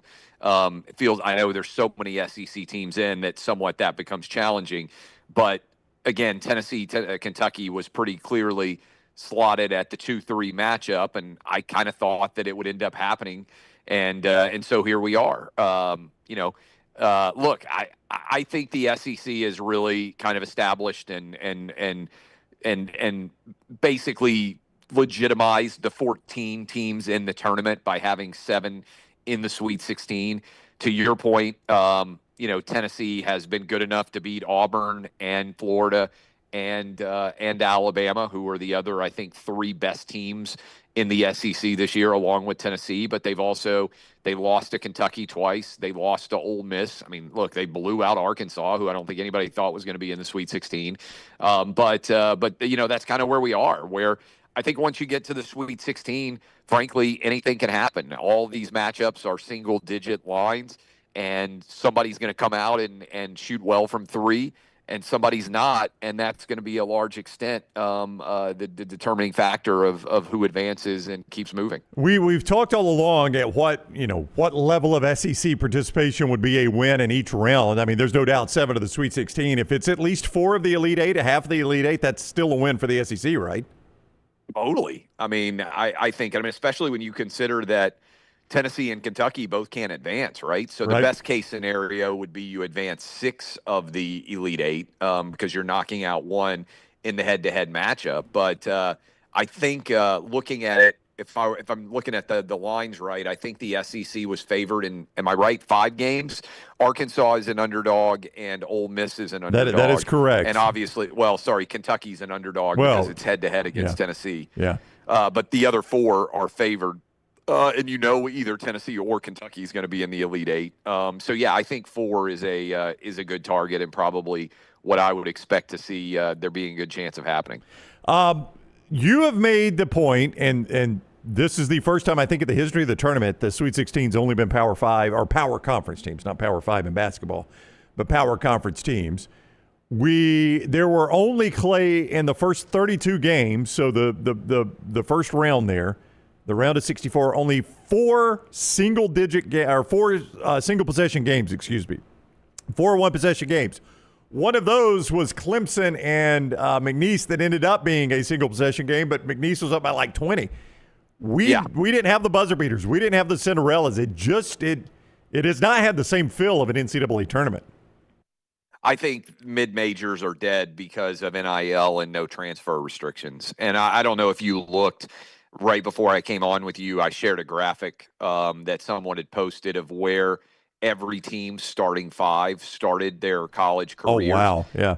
And if you pull that up on my Twitter feed, there's basically 3 teams in the Sweet 16 that are, primarily starting guys that they recruited and have had on their team for some time. Michigan State, Purdue, and Duke, I believe, are the 3 where you look at it. A lot of those teams, if you look at them, it's difficult to figure out, what the team is, because there's not even multiple players that started their career on that team. And, Tennessee's a little bit interesting because Tennessee has a player on that's starting for Arkansas and a player that's starting for Arizona that both transferred out and were on Tennessee's Elite 8 team last year, which is kind of wacky in and of itself. Talking about basically, we have 1-year teams in college basketball now, where in the transfer portal in the offseason, everybody goes out and it's perpetual free agency.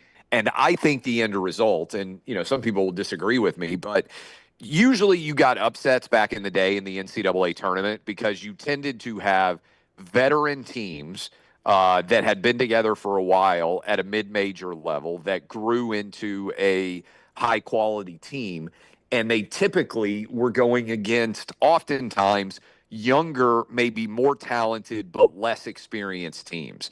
And so you would get the opportunity for upsets because those veteran-laden mid-major teams that had developed their own talent over multiple years maybe were better than some of the freshman and sophomore-laden teams that otherwise were trying to beat them. They were more talented, less experienced than the veteran squads. Now, if you go in as a freshman or sophomore and you have a good year at a mid-major, you immediately get recruited by a ton of the big programs that basically use the mid-majors as their farm systems. And so it's true in college football, but college football, there's so many more players that I feel like it's harder to kind of remake a team. But just go look at that graphic I shared. I'm looking at it. It really is, kind of extraordinary. It's hard to even tell which teams some of those are. I know, like you could tell Michigan State because they've got 4 of the 5. That's right. And Utah State's the other one. You can tell Purdue because they've got all 5 of the 5, which is such a rarity, as you mentioned. But, like, to your point, Alabama's got one guy that started his career at Alabama, and the other schools, Ohio, Kennesaw State, North Dakota State, and Rutgers. And this is a team that could easily be in the Final Four. And to Nadeau's credit, he's built it. You look at Auburn, and you got Georgia Tech and Duquesne and Morehead State. It's just they're not, they're getting these guys, as you mentioned, from the mid-majors, and that is why the mid-majors will struggle to compete in this tournament moving forward. Yeah, I think we've eliminated Cinderella. And look, you can sit around and I'm not necessarily criticizing the concept, right? It's always been unique that college basketball is really the only sport where everybody roots for the upsets. Everybody roots for the Cinderellas. And that doesn't happen in college football, right? Like by and large, anywhere near the same level. And so anyway, I do think that rather than being an aberration, I think the success of the SEC, Big 10, Big 12, and Duke's the only team from the ACC, which is an interesting story. What in the world's happened to that conference right now? No doubt. Maybe they just don't have the money to compete like the SEC and the Big 10 schools do. It used to be ACC basketball was, what they cared about. But I do think that we're probably going to see way more Sweet 16s like this into the future. And the ratings reflect, interestingly, that by the time you get to the Sweet 16, the Elite Eight, and the Final Four, people want big brands to be playing. That's what draws the eyeballs. But the NCAA tournament is kind of a unique dynamic in that I think a lot of times many people believe that it peaks on that opening Thursday, Friday, Saturday, Sunday, and that's more fun than the Final Four is. And that's a little bit strange compared to most sports where usually the peak occurs in the championship game. I think you can argue maybe the reverse is true in the NCAA tournament. All right, he is Clay Travis, founder of Outkick. Also, you see him on social media at Clay Travis and on Fox and occasionally on Air Force One. Thank you very much for the time, Clay. Enjoy the Sweet 16. We'll see you next week. All right, sounds good. I'll see y'all. All right, buddy, take care. Clay with us on the Shinara Hotline. Alexander Shinara, Trial Attorneys, a national firm with Southern roots, headquartered in Birmingham. 24 years. The firm has grown to more than 150 lawyers, supported by more than 500 dedicated team members. The elite trial lawyers have recovered more than $2 billion, and the firm now handles not only any personal injury claim, but claims for fire and storm damage, bad drug and device claims, disability, workers' compensation, and a host of other claims. If you find yourself in need of a lawyer, call the Alexander Shinara Trial Attorneys. You pay nothing unless they win your case. Also, want to remind you, Lance's Lock is up throughout the entire NCAA tournament. Lance'sLock.com to get on his NCAA tournament package as well. Lance'sLock.com, and it's always presented by our friends at Hemp Hill Services. 229-2090 is the number to call, HempHillServices.com. Trust the people of Birmingham and surrounding areas have trusted for decades. If it doesn't flow right, drain right, or run right, HVAC or plumbing, Hemp Hill Services, the number to call, 229-2090. 229-2090 for our friends at Hemp Hill Services. They'll have Lance's Lock later on. I mentioned Shinara. Don't forget, the Shinara Showdown also continues there at nextroundlive.com. Back with more action for the Sweet 16 and the Elite Eight. You can win money, just free cash money right there on a card. And all you got to do is go to nextroundlive.com and pick a winner. We got games up at the point spreads. You pick the winner. If you get it right, you are in the drawing, just like we do the pick three. You can play every single round. There is no limit to how many rounds you can play. All you got to do is get it right. You're in the ultimate drawing, and we'll draw three people paying three spots right there, 100, 750, 250, right there from our friends at Alexander Shinara. It's the Shinara Showdown. You could see it at nextroundlive.com, nextroundlive.com. All right, when we come back, we'll get some college football in our Shinara Spotlight. One team opening spring practice today. I mentioned Emily Grace McWhorter is there. We'll talk some Auburn Tiger football when we return. Also, 4 Downs chocked full of celebrity birthdays, just the way I like it. That is next on the Next Round. Call the Next Round now at 205-734-0923. I'm attorney Alexander Shinara, Alabama born, Alabama raised, and ready to fight for your rights. I have one of the largest firms in Alabama, and we are here to help you get the compensation you deserve. Call me, Alabama, 323-1000. No representation is made that the quality of legal services being performed is greater than those of other lawyers. This hour of The Next Round is presented by the Birmingham Racecourse Casino, now featuring 7 days of giveaways with your chance to win a share of up to $125,000. The more you visit the Birmingham Racecourse Casino, the more chances you have to win. Stop by the New York Butcher Shop and pick up the finest in certified Angus prime beef steaks and burgers, premium pork chops, ribs, and all-natural chicken cut to order just for you. Their chef-prepared entrees and side dishes are the perfect dinner-to-go choice for your family and are ready to heat at home. With a great selection of fine wines and desserts, the New York Butcher Shop is your one-stop dinner shop. 2 locations to serve you, Cahaba Heights and on Highway 119 in Greystone, the New York Butcher Shop. Rare quality, well-done service. The biggest and baddest track in NASCAR, Talladega Superspeedway is ready to put on another amazing show in April. If you've never been to this track, you've got to come check it out. 2.5 miles of nothing but pure speed and incredible action at every turn. Don't miss the Jack Links 500 NASCAR weekend at Talladega Superspeedway. It's April 25th through the 27th, and you can get your tickets right now at TalladagaSuperspeedway.com. That's TalladagaSuperspeedway.com. Hey, there's nothing worse than waking up to a plumbing problem. Don't get caught in a flooded house. Call the guys at Hemp Hill Services. Adam, Chad, and the team at Hemp Hill are the only ones I trust to fix it and fix it right the first time. Hemp Hill Services does it right and always at a fair price. For all of your plumbing, cooling, and heating needs, trust the name that Birmingham has trusted since 1954. That is Hemp Hill Services. Call now, 205-229-2090. That's 205-229-2090. Start with the most exciting game on hardwood. Add the best ballers in the country, a season-culminating tourney, the smell of popcorn in the air, and hundreds of your closest friends absolutely losing it along with you. That's Fandom U. It's all part of the curriculum. The NCAA Division I Women's Sweet 16 and Elite 8, March 28th through the 31st in Birmingham. Buy your seats today at ncaa.com/WBB tickets. Class dismissed. It's bow time. Tired of choosing between sweet and savory? Why not have both? Introducing Bojangles' new chicken and bowberry waffles. The bold Cajun chicken filet you love, now drizzled with a bowberry honey glaze and sandwiched between two warm waffles. Which means your favorite meal of the day just met your new favorite dish. And lucky for you, it's served all day. But it's only here for a limited time, so try chicken and bowberry waffles at Bojangles today. It's bow time. Storm season is here. Make sure you have a plan of action in place right now. Greg from Pell City and Storm Restoration Roofing should be your first call when storms hit. Insurance companies love working with Storm Restoration Roofing because of Greg Nelson's name and reputation in the industry. When storms hit, call Greg Nelson. He's local, 205-542-3531. He's the home of the free no-cost roof inspection. Greg from Pell City on Facebook, 205-542-3531. It's Storm Restoration Roofing. Hang out with the Next Round on the go. Whether you're driving to work, running errands, sitting on the beach, or you just need a break from the real world, we can keep you company. Check out the Next Round, Mystery Fifth Hour, and our other shows on your favorite podcast app. We'll meet you there. I'm attorney Alexander Shinar, Alabama born, Alabama raised, and ready to fight for your rights. I have one of the largest firms in Alabama, and we are here to help you get the compensation you deserve. Call me, Alabama, 323-1000. No representation is made that the quality of legal services to be performed is greater than those of other lawyers.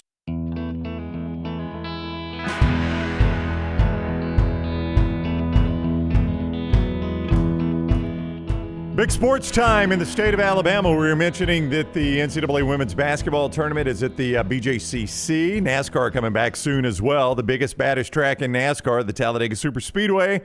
Another amazing show in April is on the way. If you've never been to this track, you got to check it out. This beast, 2.5 miles, nothing but pure speed and incredible action at every turn. Don't miss the Jack Links 500 NASCAR weekend at Talladega Superspeedway coming up April 25th through 27th. Get your tickets now, TalladagaSuperspeedway.com. That is TalladagaSuperspeedway.com. Back to New Jersey with Jim Dunaway, who was there with Alabama. Welcome back, Jimmy D. Hope that hour allowed you to go see the sights of Newark, New Jersey while you were going. Yeah, no, I had a chance to keep listening and watching the show. Enjoyed Stephen Pearl being on and hearing what he had to say. You know, I was talking to some of the Alabama folks, how they were handling the transfer portal opening up. And obviously Stephen's in charge of that. Preston Murphy has that duty with Alabama. So he peels away from game planning to handle the recruiting aspect of Alabama basketball while all this is going on. So two pretty key cogs into what goes on game planning, and Stephen Pearl for Auburn and Preston Murphy for Alabama. And they have to get peeled away to try to build the 25-26 roster for these two programs that are used to winning now. And you don't want to have any time off. So now they're faced with, in the middle of the most important games, most important time of the year, to be peeled off and start recruiting. They just do the dumbest things in college sports. Like, I as I mentioned to Stephen, I understand because of the way the semesters work that you have to do the college football one during the bowl season and the playoffs. I get it. Terrible timing. Seems stupid, but if you're going to allow a 30-day window, you pretty much have to open it early December for a guy to be in class early January. I mean, that just makes sense, right? Why we're doing it right now in basketball doesn't make any sense to me. Like, school doesn't, and I know kids go to summer classes. I guess those start in April, maybe. I don't know. Maybe. No. No. Those would have to start in June because the regular, semester isn't over until end of April, beginning of May. We used to have May term at Jacksonville State, Tyler. Yeah, we had a thing called May term. So you'd have May term, summer 1 and summer 2. And that would still give you all of April. Yeah, it would give you all April. You could do it after the national championship game. And, I mean, if a kid misses one summer semester, it's not likely to throw him off on his path to graduation. Hey, and hell, the thing's it's open too long. If you're hitting the portal, you're hitting the portal. Find a home in 15 days. Yeah, give them 15 days. Doesn't have to be 30 days. Give them 15 days. If you can't find a home in 15 days, you probably shouldn't have left. You probably should stay where you need to go back where you were, or just quit playing basketball. Yeah. That's right. As Royal Payne, nobody wants you. Nobody wants you. If you can't find a home in 15 days, you're not good. Nobody wants you. As Royal Payne said, already 700 players plus in the basketball portal. 700 players. Yeah. I mean, this is nothing new in basketball. We've been doing this for over a decade now. This turnover in basketball always made the football folks seem like, well, how can we not transfer in football? And these basketball kids are at a different school every year. And that has been the case for a long, long time. Yeah. So this is nothing new in basketball. It's just the fact that I just think it's the fact that you build your team so much through the portal now. I mean, the whole roster. I mean, Alabama's team next year, I really, truly believe, I don't want to start looking ahead to next year, but in my head, I can think of 3 guys I don't think will be back that have an important part. That will have eligibility left. There's 3 guys I think that will either go to the NBA or would likely hit the portal. I could see that easy. You think Philon will go to the NBA? He's projected as a first rounder now. Do I see that all the time? Not at all. To me, he needs to get better, but it's not my money. And they offer, Jaron Stevenson was the final days before he came back to Alabama because he went to the pre-draft stuff and, they like his size, his mobility, his defense, and they figured the shot would eventually come. And he was shooting the ball better at the end of last year. He almost stayed in the draft. Where Mark Sears was there, he came back. Stevenson waited longer than Sears before he decided to pull his name out of the draft and come back. And keep in mind, in college basketball, you can do that. You can go all the way through the draft process, and then in the 11th hour, pull your name out before the draft and still go back and keep your college eligibility. Does Jaron Stevenson look like an NBA player to you? No, wait a minute. He looks like one. Does Jaron Stevenson play like an NBA player to you? Yeah, I mean, honest to goodness, he's the kind of guy that, he's 6'11", who can dribble and can play defense, and he's got length, and he's got a beautiful shot. They just haven't fallen consistently this year. Yeah, I guarantee you somebody would take a chance on Jaron Stevenson. That size. You don't get that size, to your point, and can play the positions he can play. Yeah, exactly, with that mobility. And LeBaron Philon has, he's a legit 6'1" with good handle, except when he loses it with stupid turnovers, but with good handle and his shots there. Sometimes it's not there. Sometimes he's very inconsistent, but he's got the size and everything, And I'm telling you, Grant, this is a different conversation, but Grant Nelson will find a roster. Now, it would have been fitting if he was on the bad boys of the late 80s, early 90s of the Pistons, because Grant will get in there and mix it up with you. But he's a guy as a 6'11" body will find a place in the NBA as well. And just like I think Janai will have a place in the NBA. I don't know about Dylan. Don't think he moves well enough. Pettiford's a guy. We haven't talked about this enough, but he may be, of the 2 teams, he may be the guy most likely to be one and done and get drafted fairly early because he's got an NBA game. Yeah, they list him at 6'1". Have you stood next to him? Is he a legit 6'1"? Because the NBA, man, if you're 6 foot or below, I don't know if you've heard Mark Sears get compared to Jalen Brunson. I don't know if you've heard that comparison. Yeah, only a million times. Only every game. And the reason they do that one of the reasons they do that is because of his stature, that he's, Jalen Brunson's basically the shortest guy that plays any sort of significant time in the NBA. So if you're going to compare Sears to somebody, it's got to be Jalen Brunson. Now, their games are somewhat similar. I get it. But I just wonder about Pettiford's actual size. I mean, I know they list him at 6'1". I think Brunson's 6'2". I think Brunson's 6'2". Yeah, I think you're right about that. I mean, you're compare the style, yeah, but it's in a 4-inch different body. And no, I think Pettiford has the NBA size too. Okay, and he creates his shot well. I think he'll be fine. Yeah. Krusty says Jaron plays better recently, but still plays 6'4". Talk about Jaron Stevenson, that he plays 6'4". Yeah, I know what you're saying. Yeah. I mean, there are don't times. disagree with you sometimes. There are times where he disappears. He does. I mean, Jaron Stevenson disappears at times. I'm not, it's hard to argue that. But obviously, Nate Oates, he gives him a lot of minutes. So Nate Oates really likes, whatever it is he's bringing when he's out there. Because good defender, man. Yeah, Jaron Stevenson's getting the minutes. All right, let's update the brackets. People are asking for this. MyBookie.ag brought you the bracket challenge. You want this? People have been asking.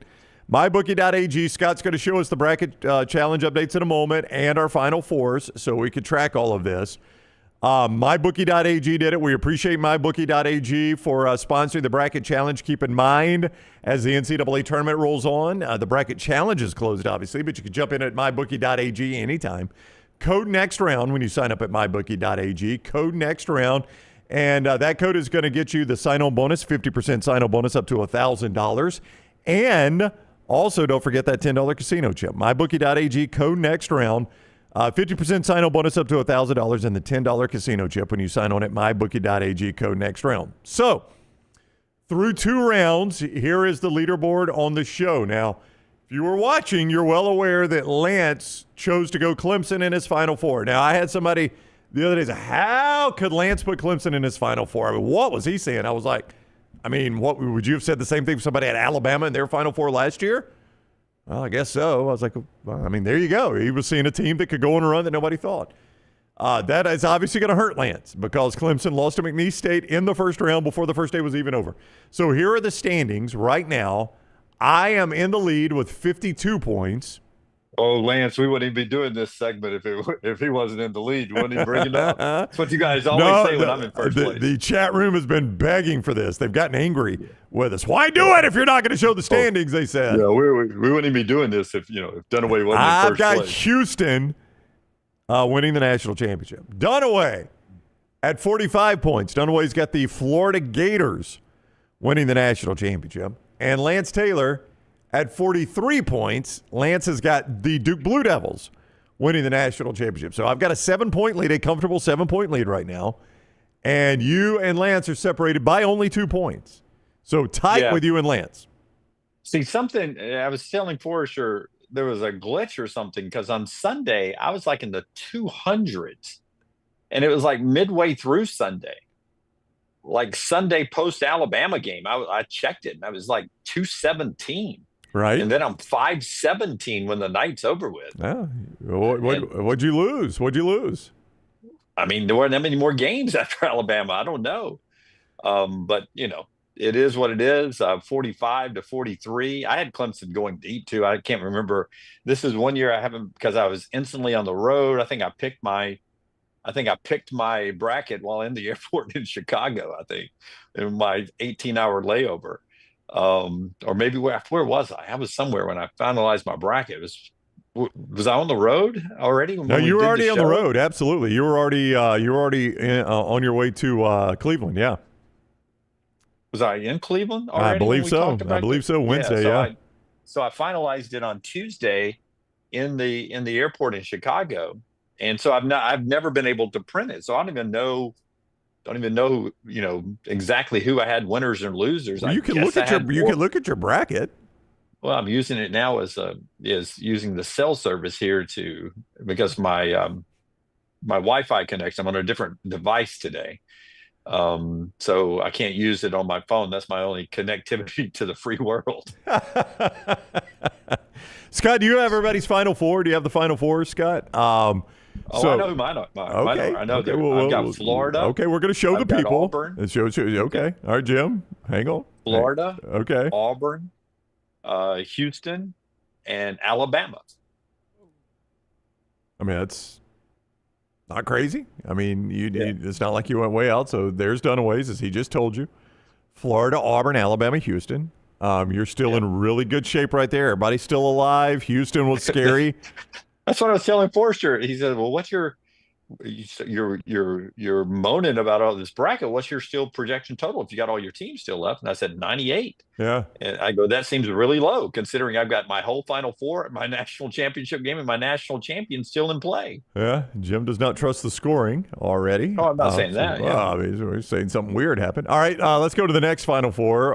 Do we need to recount the points? Recount the ballots? Yeah. Yeah. It's going to be like a hang a Chad.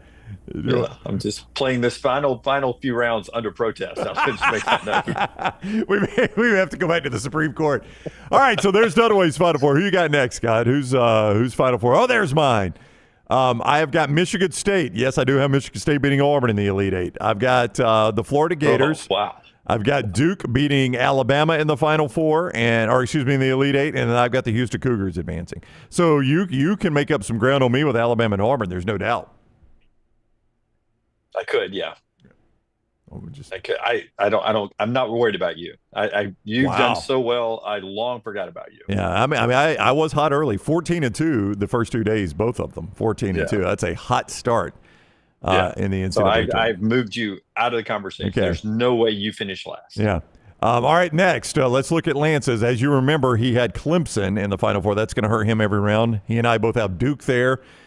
So Lance, really, it's going to be difficult for him to make up any ground on me in the bottom part of that bracket. I've got Florida just like him.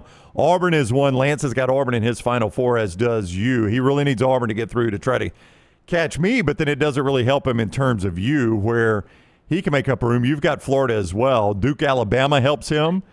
And then you've got Houston down there. He really needs Houston to lose. Lance is in trouble as I look at this. He's got issues. Well, I mean, that's assuming Houston. If Houston wins against Purdue, which they're an 8-point favorite at mybookie.ag, that's going to be serious trouble for him. Making up ground. Yeah, who does he have on that side? He's got Clemson, right? He's got Clemson, so that's wiped out there. But he's got Duke beating Alabama. That would help him versus you. But you've also got Florida and Auburn in yours. So Duke, if Houston continues to win, Duke's the only place he can make up ground on you. Yeah, much like last year with Auburn. I am winning or losing this bracket with Alabama. Yeah. You lost it with Auburn last year. I did. Yeah. So you've at least got Alabama into the Sweet 16. Yeah. No, but if Alabama meets my expectations, then I don't have to worry about being in last. All right, let's get ready for 4 downs here. A couple things before we do 4 downs. First of all, let me remind everyone about NASCAR coming back to the Talladega Super Speedway, and then Jim's going to tell you men about urological health and how important that is, and ladies too. The biggest, baddest track in NASCAR, Talladega Super Speedway, ready to put on another amazing show in April. If you've never been to the track, you got to check it out. Talladega, 2.5 miles of nothing but pure speed and incredible action every turn. Don't miss the Jack Links 500 NASCAR weekend at Talladega Super Speedway, April 25th through 27th. Get your tickets now, TalladegaSuperspeedway.com. That is TalladegaSuperspeedway.com. Also done away, Urology Centers of Alabama, UCA. Yes. Yeah, stay on top of your health, guys, with Urology Centers of Alabama. 16 locations there, and that includes so many of those in the Metro Birmingham area. You find the location near you by either calling the number you have on your screen or urologycentersalabama.com, the website. Prostate health, kidney stones, vasectomies, everything in between. They can help you stay on top of your health, and they do that with the best customer service and the best doctors around. The great urologists, 35 of them at those 16 locations, standing by to help you today. UrologyCentersAlabama.com. Listen, I do not know Mookie Betts. I don't know what's going on with him health-wise, but a mysterious illness I was reading earlier this week as we get ready for baseball season. There's a lot of people in the world you can pray for, but I'm worried about Mookie Betts. Remember, he didn't play the 2 regular season games in Japan because he was losing weight and wasn't feeling well. He's down to 157 pounds as they're continuing to try to figure out what's happening. It's a mystery. Yeah, it is. 157 pounds. I mean, I have not seen him, but boy, that is tiny for a guy that plays at his size. I mean, man, that is terrible. I think the smallest I've been since high school was 163. That time I covered Auburn, Oregon, and Arizona. People were asking you if I was well. Absolutely, yeah. I was getting calls like, Dunaway, what's going on with him, man? I'm like, he's just losing weight. And this is 6 pounds lighter than that. To have muscle structure at all and to be 157, that is scary. So I read that, and I'm hoping somebody can give me an update that they figured out what's wrong with Mookie Betts there. That's frightening for an athlete of his stature to be down to 157. Yeah, crazy. I agree completely. Tyler, let's do 4 downs here. It is presented each day by our friends at Bojangles. Tired of choosing between sweet and savory? Why not have both? Introducing Bojangles' new chicken and bowberry waffles. Bojangles' signature Cajun chicken filet drizzled with a bowberry glaze, sandwiched between warm waffles, available for a limited time. It's bow time. First down. All celebrity birthdays today, boys. We start with Sarah Jessica Parker. Dunaway's headed into the city tonight. Sarah Jessica Parker turned 60 today, Dunaway. So if you see her in the city, tell her happy birthday. Sarah Jessica Parker turned 60. Most popular TV show you just never got into. She was obviously a star of Sex and the City, which was massively popular. But the most popular one you never got into, we'll start with you, Dunaway. Ooh, we probably should have started with somebody else. We'll start with Tyler. Maggie and I enjoyed Sex and the City. Okay. We watched that. Never watched it. Yeah. So if somebody else answer, I'll come back with. All right, Tyler. The Office.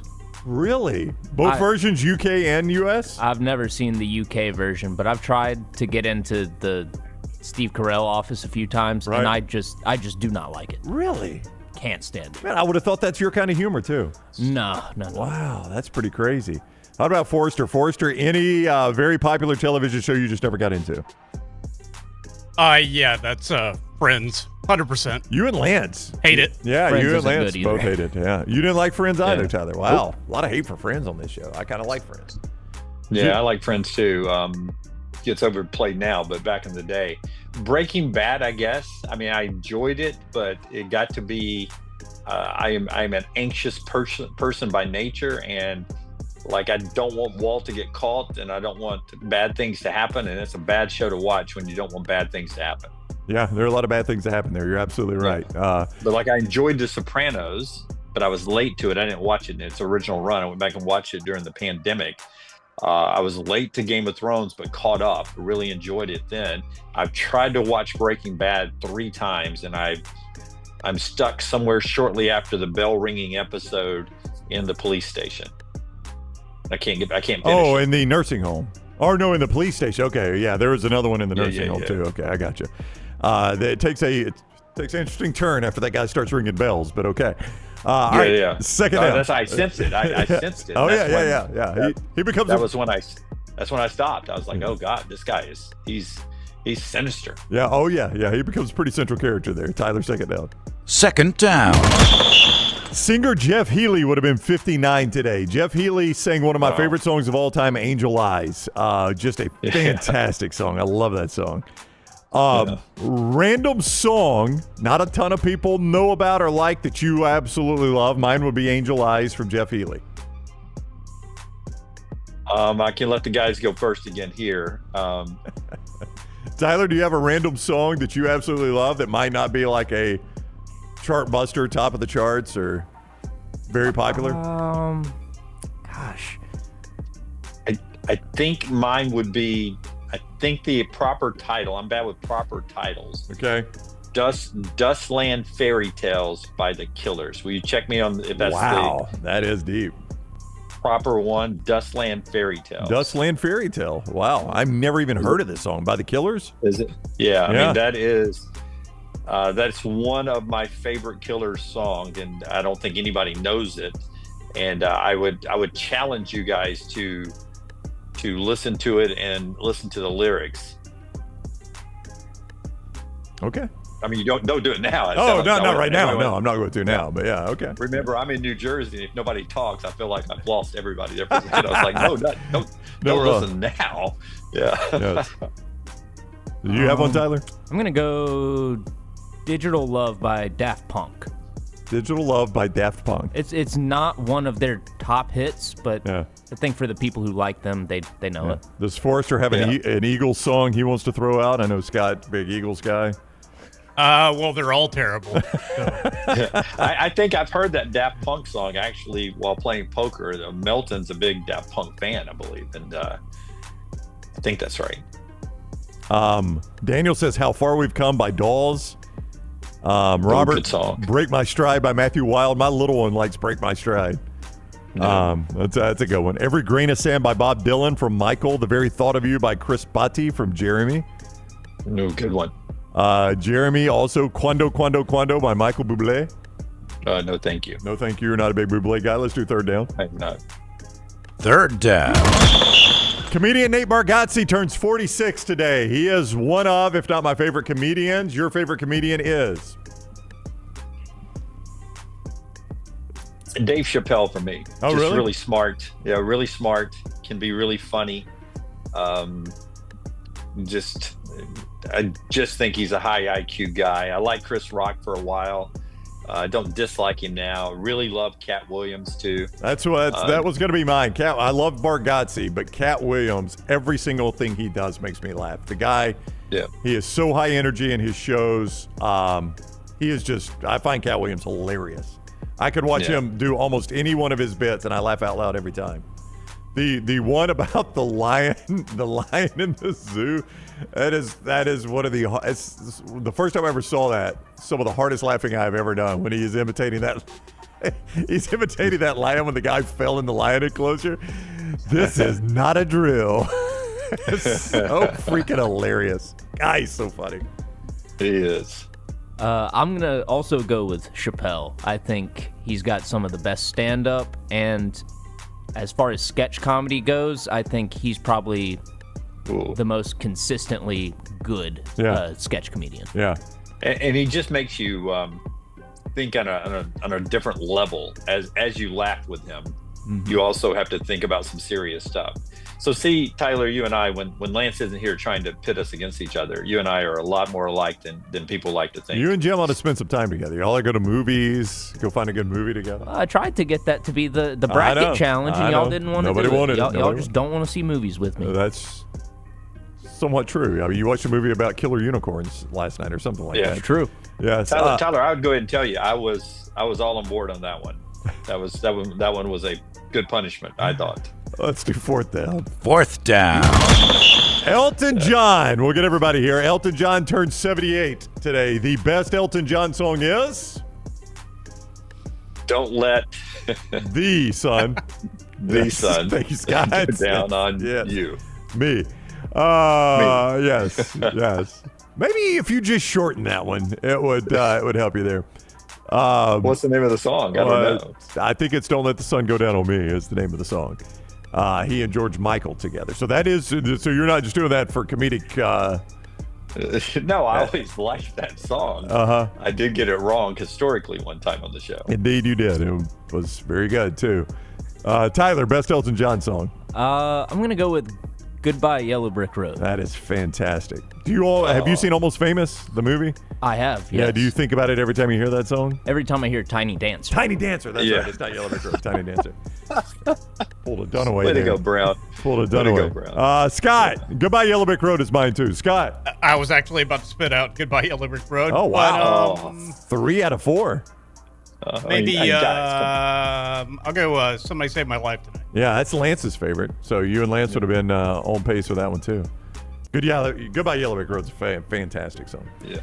Anything by him that is not Pinball Hero or whatever, that genre. Your Pinball Wizard was The Who. Pinball Wizard was The Who. Crocodile Rock is what I think you might be thinking about. Okay. Yeah. And Benny and the Jets, is that? Yeah, I was not a big fan of Benny and the Jets either. Yeah, that whole his fast stuff, never that good. Yeah. Hunter says, I'm still standing. Daniel says, how did nobody say Rocket Man? Rocket Man is good. Jay says, Candle in the Wind. William Shatner's version of Rocket Man is better. I've not heard that. Oh, you should look it up. Listen. It is great. All right. That's 4 Downs presented by Bojangles. We appreciate them bringing you 4 Downs every day. Celebrity birthdays today. So happy birthday to Jeff Healy, Nate Bargatze, Sarah Jessica Parker, and Elton John. Hey, reminder, Odie's Trivia is still going on tomorrow night. Me, Lance Wilhaver, we're all out of town, but don't worry. They got it covered for you there. They do team trivia every single Wednesday night at Odie's, right there in the OG location in Mountain Brook in Crestline Village. But you can also go see them in Edgewood in the Homewood area, the brand new location there. Great place to watch all the games this weekend. Enjoy a big cup cocktail, Rodney's Cheeseburger, the Great Diablo Sandwich, all right there at Odie's Tavern. When we return, Dan Wetzel, ESPN, talks NCAA Tournament with us next on The Next Round. Follow The Next Round on Twitter, Instagram, and Facebook at Next Round Live. I'm attorney Alexander Shinar, Alabama born, Alabama raised, and ready to fight for your rights. I have one of the largest firms in Alabama, and we are here to help you get the compensation you deserve. Call me, Alabama, 323-1000. No representation is made that the quality of legal services being performed is greater than those of other lawyers. Hey, Lance Taylor from The Next Round to tell you about one of our favorite places for breakfast, lunch, and dinner. That is Hamburger Heaven since 1982. Hamburger Heaven has been serving Birmingham's best hamburgers, cheeseburgers, French fries, hand-spun milkshakes, and sandwiches made fresh to order. All of their ingredients are fresh and prepared daily. This includes their beef, always fresh, never frozen, hand-pattied each and every day. For breakfast, lunch, or dinner, visit any of the 4 locations, Highway 280, Irondale, Gardendale, and Homewood. Hey, there's nothing worse than waking up to a plumbing problem. Don't get caught in a flooded house. Call the guys at Hemp Hill Services. Adam, Chad, and the team at Hemp Hill are the only ones I trust to fix it and fix it right the first time. Hemp Hill Services does it right and always at a fair price. For all of your plumbing, cooling, and heating needs, trust the name that Birmingham has trusted since 1954. That is Hemp Hill Services. Call now, 205-229-2090. That's 205-229-2090. Celebrate the best time of year, tournament time, with MyBookie.ag. Sign up right now with code NEXTROUND and receive a 50% deposit bonus up to $1,000, plus a $10 casino chip. Tournament time is here, so enjoy it even more by playing along at MyBookie.ag. Bet anything, anytime, anywhere with MyBookie.ag. Use code NEXTROUND on your initial deposit for a 50% deposit bonus up to $1,000, plus a $10 casino chip. Don't get caught by the buzzer. Sign up now at MyBookie.ag, code NEXTROUND. The biggest and baddest track in NASCAR is Talladega Super Speedway, and it's ready to put on another amazing show in April. If you've never been to the Talladega Super Speedway, you have to check it out. This beast is 2.5 miles of nothing but pure speed and incredible action at every single turn. Don't miss the Jack Links 500 NASCAR weekend at Talladega Super Speedway, April 25th through 27th. Get your tickets now at TalladagaSuperspeedway.com. Don't miss the action. TalladagaSuperspeedway.com. Remember the name Way to Wellness if you're battling weight loss in your life. I'm Jim Dunaway from The Next Round. There was a time I was over 216 pounds until Way to Wellness helped me lose 45 pounds, and now for over 2 years, they've helped me keep that weight off. Here's their website, aplanforme.com, aplanforme.com. That's a great name for a website because there's no cookie-cutter plan. Everything is designed specifically for you. No contract, no sign-up fees, and your first consultation is free at Way to Wellness. It's bow time. Tired of choosing between sweet and savory? Why not have both? Introducing Bojangles' new chicken and bowberry waffles. The bold Cajun chicken filet you love, now drizzled with a bowberry honey glaze and sandwiched between 2 warm waffles.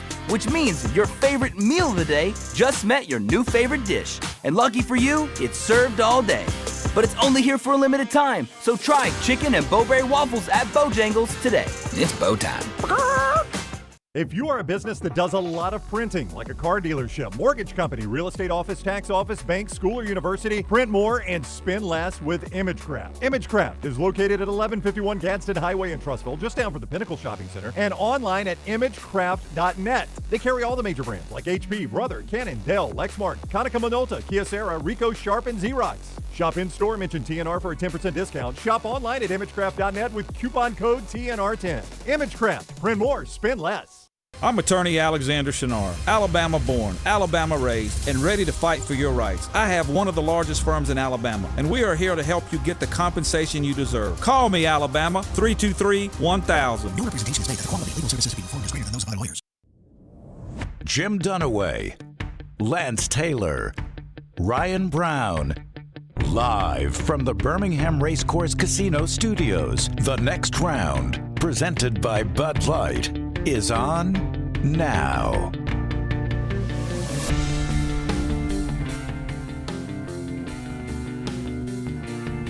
We'll go to the final live hour of the next round. Thank you for joining us wherever you might be. Lance Taylor continuing his vacation. This is my getaway day. I'll be on vacation the remainder of the week. Jim Dunaway going to anchor things down from up in Newark, New Jersey. We'll have some special guests in studio with him as well, including Emily Grace McWhorter, who is currently down at Auburn right now for the start of Auburn spring practice. The Tigers open spring practice today, so EG will have all the coverage for you. Scott showing you some video already sent back from down at Auburn as the Tigers open spring today. EG will have all the coverage for you right there at Next Round Live. You could find us on social media at Next Round Live, and she'll be talking about that. Also, don't forget our friends at thebarnauburn.com for everything on Auburn spring football. By the way, they announced the 8A game today will be more like a traditional practice. They announced that today, that the 8A game will be more like a traditional practice rather than score being kept like a game. So the death of 8A games is happening right in front of us. So if you like the spring game, I would recommend you go grab them this year. You'll probably never see them again after this. Don't forget this hour. That was very, very dark if you like spring games for me right there, Tyler. I was very dark on the spring games. Yeah, that was really sad. That was very well. There's only 364 days until college football season's over again. I know, I know. I'm sorry about that.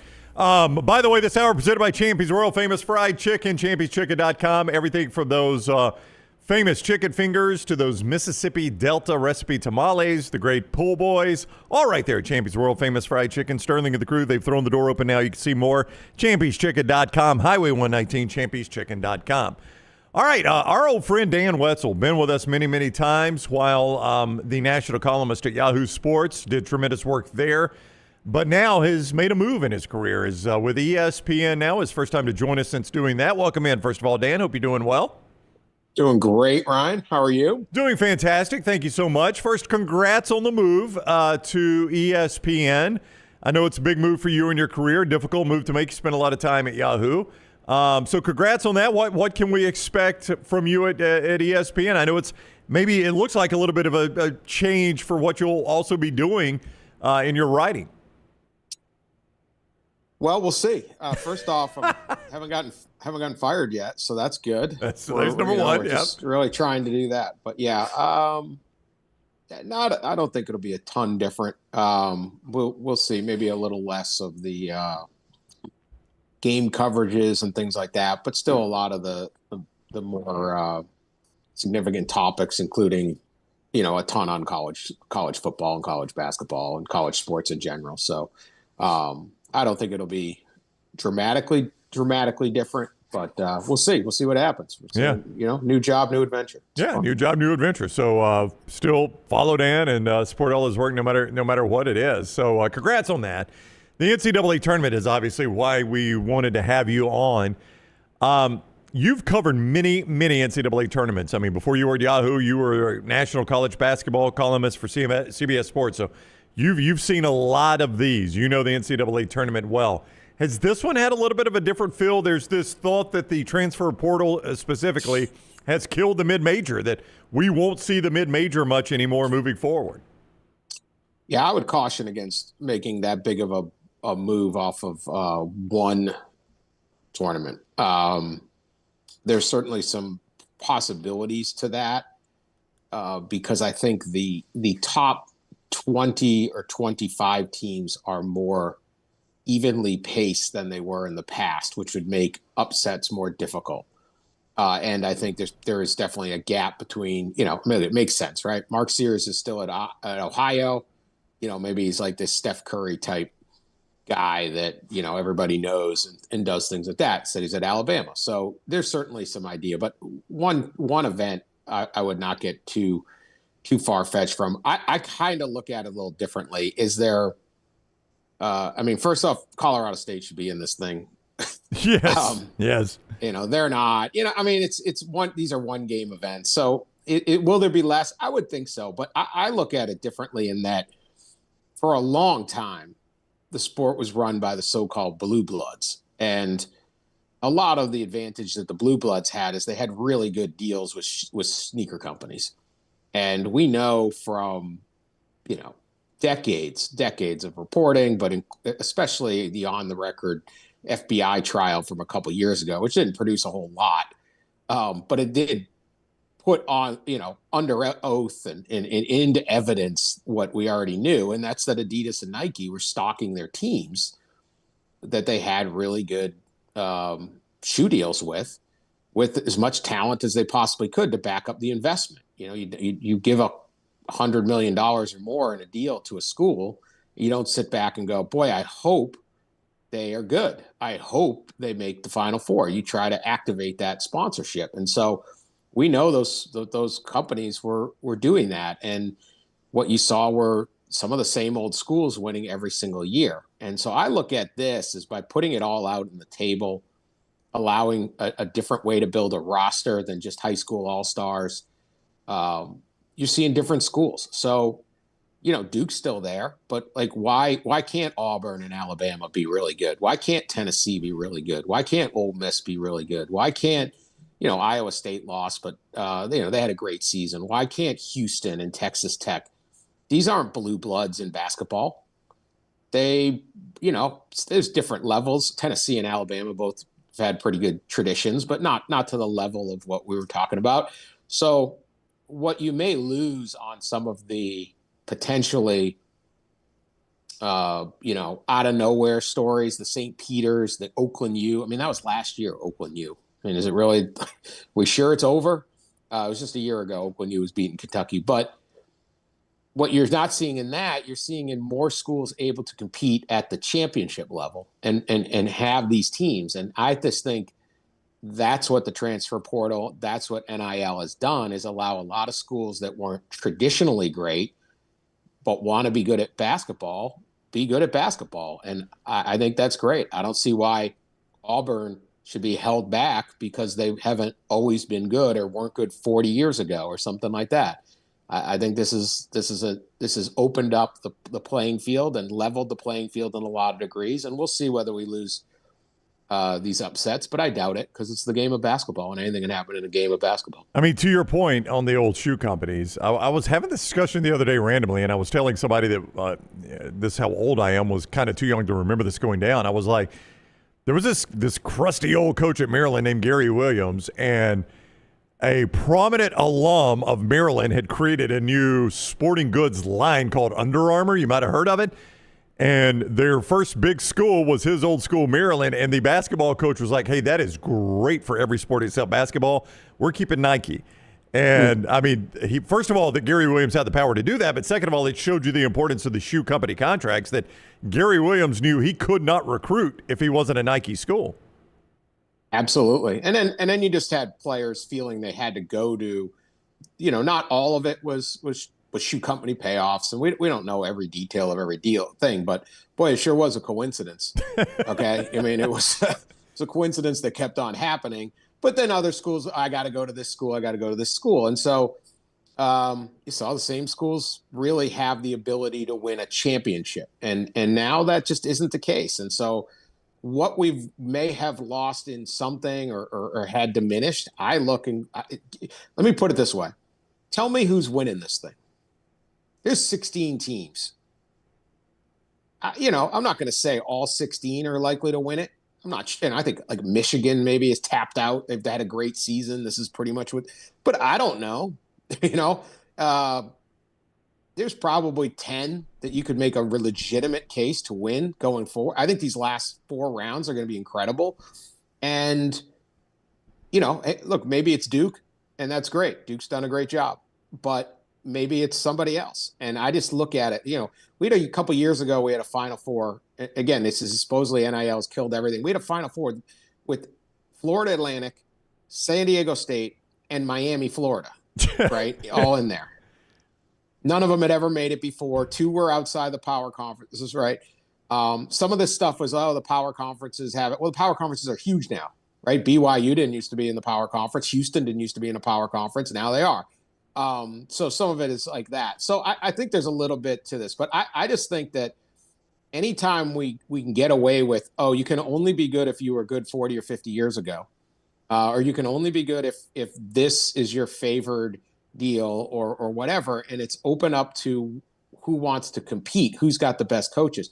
The transfer portal, they say, it's always to the highest bidder. I'm looking and seeing coaches who have great track records get great players. And a lot of these great players are coming from Division II or mid-major. I did a story at the beginning of this tournament. It's held true, but 5 of the top 8 seeds in the tournament, so 1s and 2 seeds, were coached by guys 65 and older.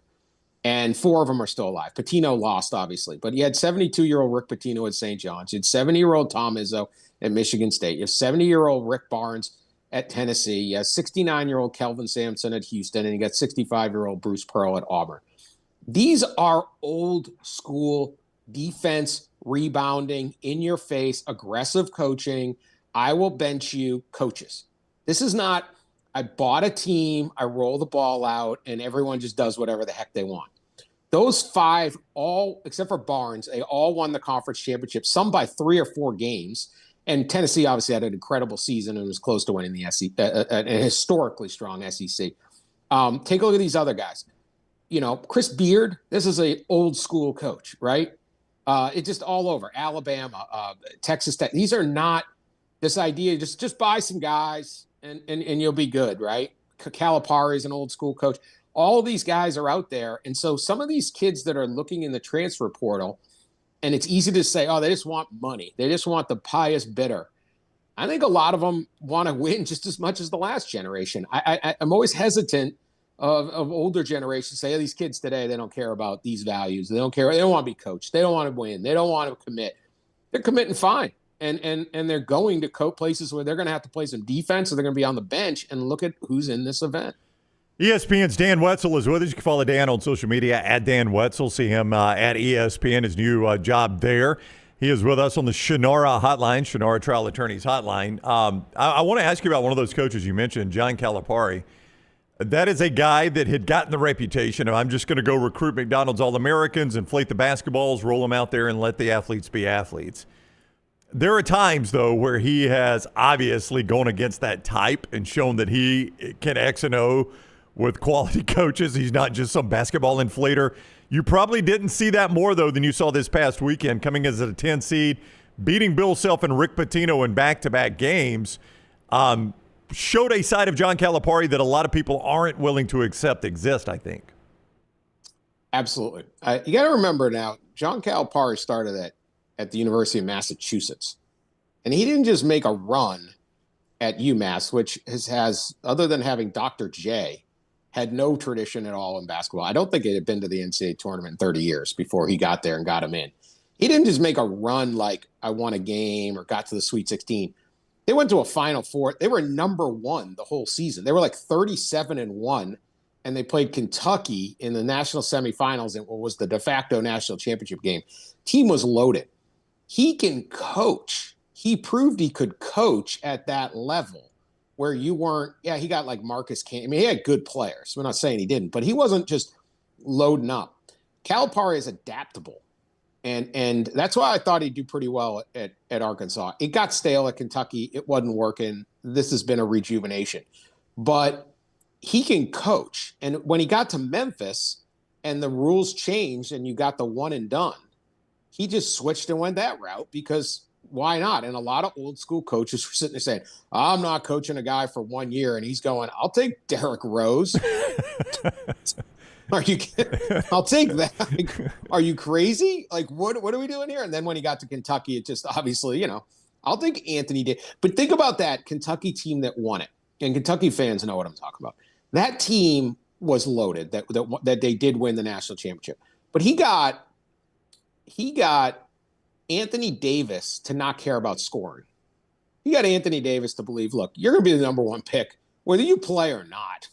You can sit on this bench. You can go to Hawaii. Whatever. You're Anthony Davis. You're going to be the number 1 pick. Just rebound and block shots. And Anthony Davis, to his credit, said, if that's what helps. And then he had like Michael Kidd-Gilchrist was like a lockdown guy. Like it wasn't just having a suit. You got to have great players to win. So Cal, it got stale. It wasn't working. He got to Arkansas. It's working right now. He's got a group of guys that certainly want to play hard. Those 2 games were probably the 2 best games, or 2 of the best games. The game against Kansas and the game against St. John's were 2 of the best games. And so Arkansas's got a team. But I think you're going to see going forward Cal adapt back to a different deal. And it's true. Like Rick Pitino's saying, I don't want a 5-star. I wouldn't take a top 20 player right now. Now, I think he would have taken Cooper Flagg. Okay. I think Rick's on the sliding scale of believability on pretty much everything, but you get his point. He's like, I want veterans. Well, I think that'll change, but I just think a lot of these kids that are transferring, they're seeking great places where they're going to be coached. I'm not seeing a team. Kelvin Sampson's not old school enough for you? What? That they don't play defense enough for you? Like, these are the teams that are winning, are playing old school basketball, and they're constructed in old school ways. And so I would not be surprised if one of these older coaches wins the national champ. Now, it might be 38-year-old John Shire, and I look like a fool, but hey, Sean Shire doesn't coach soft either. I think this is a good era for basketball, even if, Colorado State didn't make it, or New Mexico didn't make it, or something like that. I think reports of the demise of the NCAA tournament are a little premature here. Yeah, I'm not, because of how bad the ACC has been, Dan, this year. I'm not sure Shire has gotten his due. I mean, we're seeing it in this state. When you replace the greatest of all time, or one of the greatest of all time, generally it fails. And Shire already has an Elite Eight under his belt. He's favored right now not just to get another Elite Eight, but to win the whole dang thing. I mean, if he's able to do that, this is one of the great replacement stories we have ever seen. To follow up Mike Krzyzewski and essentially not let the program fall off at all in his first 3 or 4 years would be remarkable. Amazing to do, especially when they replace internally, right? Yeah. And it's a 35-year-old who's never been a head coach. That, it can happen. There's you always see these things like, well, you got to get some experience, and you see different coaches do great with or without that experience. Roy Williams is a great coach. Bob Stoops was a great coach, right? Different guys. Dabo Sweeney is a great coach. You just never know. Other times you want him to go get that experience, but certainly if Shire wins this national championship, it is a incredible transition in all ways, because I have found it really interesting that Krzyzewski has done a really good job. I don't know that this was necessary, because I see Roy Williams hanging out at games and stuff like that. Is it that bad if the old coach is there? But Krzyzewski made a point of saying, your program, I'm out of here. You don't see him at the games. You don't see him talking in the media. He doesn't have some old coach's show. He has largely disappeared. I mean, he still does some this and that and does some different things, but he's not, sitting behind the bench, and you get that visual of him like shaking his head as some kid throws it over the backboard or whatever. He's really, really stepped back and let John Shire run this program, and they're running it really well. Obviously, they have great talent, but they're an excellent team. I would say they are the favorite to win the national title, but we'll see. They have not been challenged the way that SEC meat grinder challenged Auburn and the others. So we'll see what happens at the end. You're saying he's not acting like Pat Dye, who, when fired by Auburn, basically he did his own radio shows and then would go on with Paul every week and openly criticize. I mean, it was amazing radio, but I'm like, if I'm the Auburn coach, that is the very last thing I want is Pat Dye doing a weekly interview with Feinbaum. I think that it's interesting because, like, you do see Roy Williams, and not that North Carolina's not having a lot of success, but I don't think this is why. You see, he never left. Like, he was just up there cheering. And maybe that's just Roy's demeanor is like a little more, right, dadgummit, whatever, right? But I think it was important for Kay, just such a looming figure and presence, and just so, I don't know. I think it was just good for him to just not be there, just not be in that bit. It was probably killing him. And maybe he's there for a Final Four or something like that, I hope. But however this transition has gone down, I mean, the coach in waiting season, all of it, not easy to do, but they are doing it. So good on Duke. All right, he is Dan Wetzel. You see him on ESPN now, and follow him on social media at Dan Wetzel. He's also got the Epic Athletes book series. If you've got a young reader in your house or your family and they love sports, Epic Athletes covers the story behind some of the greatest athletes we've ever seen. from Serena Williams to Steph Curry, among others right there, epic athletes. If you just go to Dan's social media. Caitlin Clark. Is that the new one? Oh, it's coming out next month? Coming out, yep. Yeah. Pre-order now. All right. Clark. Anyone like Caitlin Clark? You know anyone who likes Caitlin Clark? Oh, yeah. Very popular. Very popular. Yeah. Epic Athletes is the book series there. You could get a link to it right there on Dan's social media on X. Thank you very much for the time, Dan. Enjoy the rest of the tournament. Always good catching up. You too, man. Take care. All right. That is Dan Wetzel with us on the Shannara Trial Attorneys Hotline. We appreciate Dan coming on.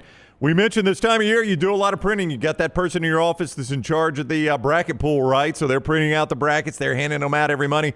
If you're in one of those jobs that does a lot of printing, a bank, a school, a pharmacy, a tax office, ImageCraft can help you save because they have all those printing supplies for less. You print more, you spend less with ImageCraft. Brands, all the major brands like HP, Brother, Canon, Dell, Lexmark, Konica Minolta, Kyocera, Ricoh, Sharp, and Xerox, all right there available, all at ImageCraft.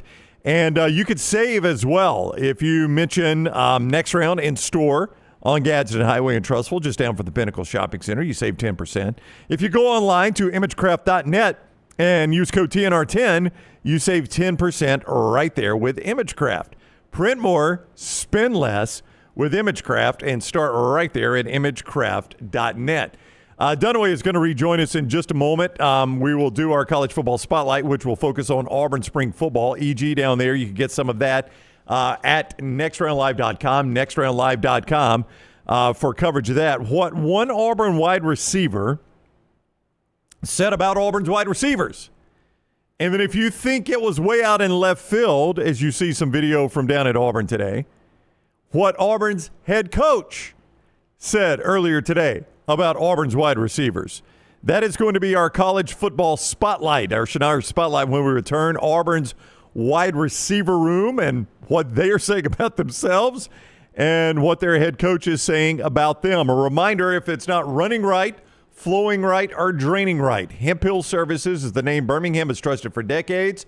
The name we recommend you trust, the name we trust on this show.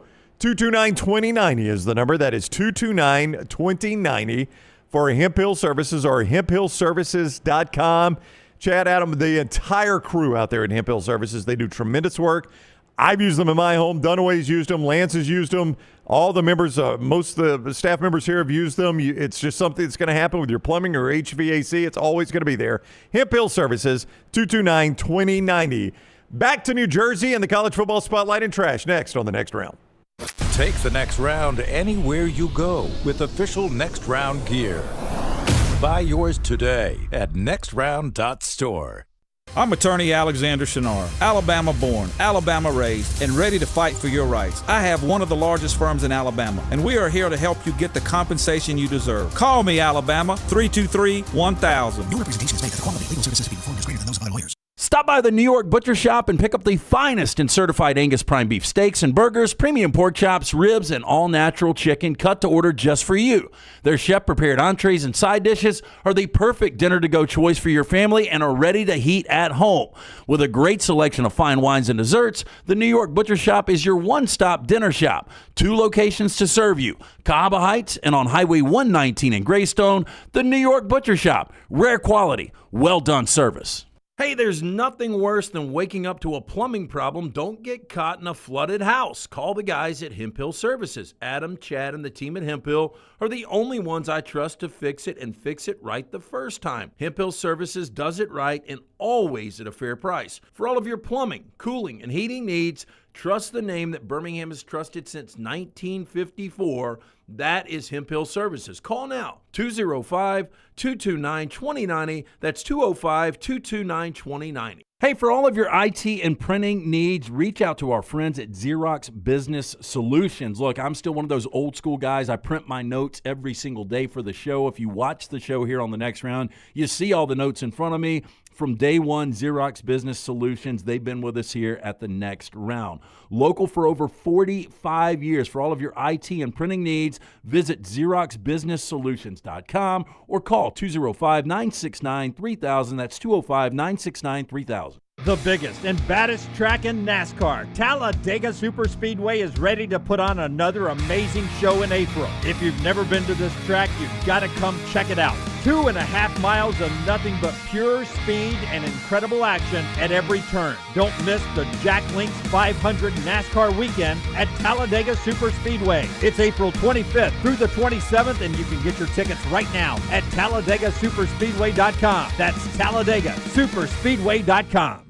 Celebrate the best time of year, tournament time, with MyBookie.ag. Sign up right now, code NEXTROUND, and receive a 50% deposit bonus up to $1,000. Plus, a $10 casino chip. Tournament time is here, so enjoy it even more by playing along at MyBookie.ag. Bet anything, anytime, anywhere with MyBookie.ag. Use code NEXTROUND on your initial deposit for a 50% deposit bonus up to $1,000. Plus, $10 casino chip. Don't get caught by the buzzer. Sign up now at MyBookie.ag, code NEXTROUND. Let's face it, a home is one of the most powerful assets you can have, and our friends at Mortgage Right want to help you build wealth through home ownership. Mortgage Right is all about providing competitive rates, a variety of loan products, and a multitude of resources for a seamless home buying experience. They treat their borrowers like family and are always looking to bring more happy homeowners under their roof. See more by visiting mortgageright.com/TNR today and start living. That's mortgageright.com/TNR. NMLS 2239, equal housing lender.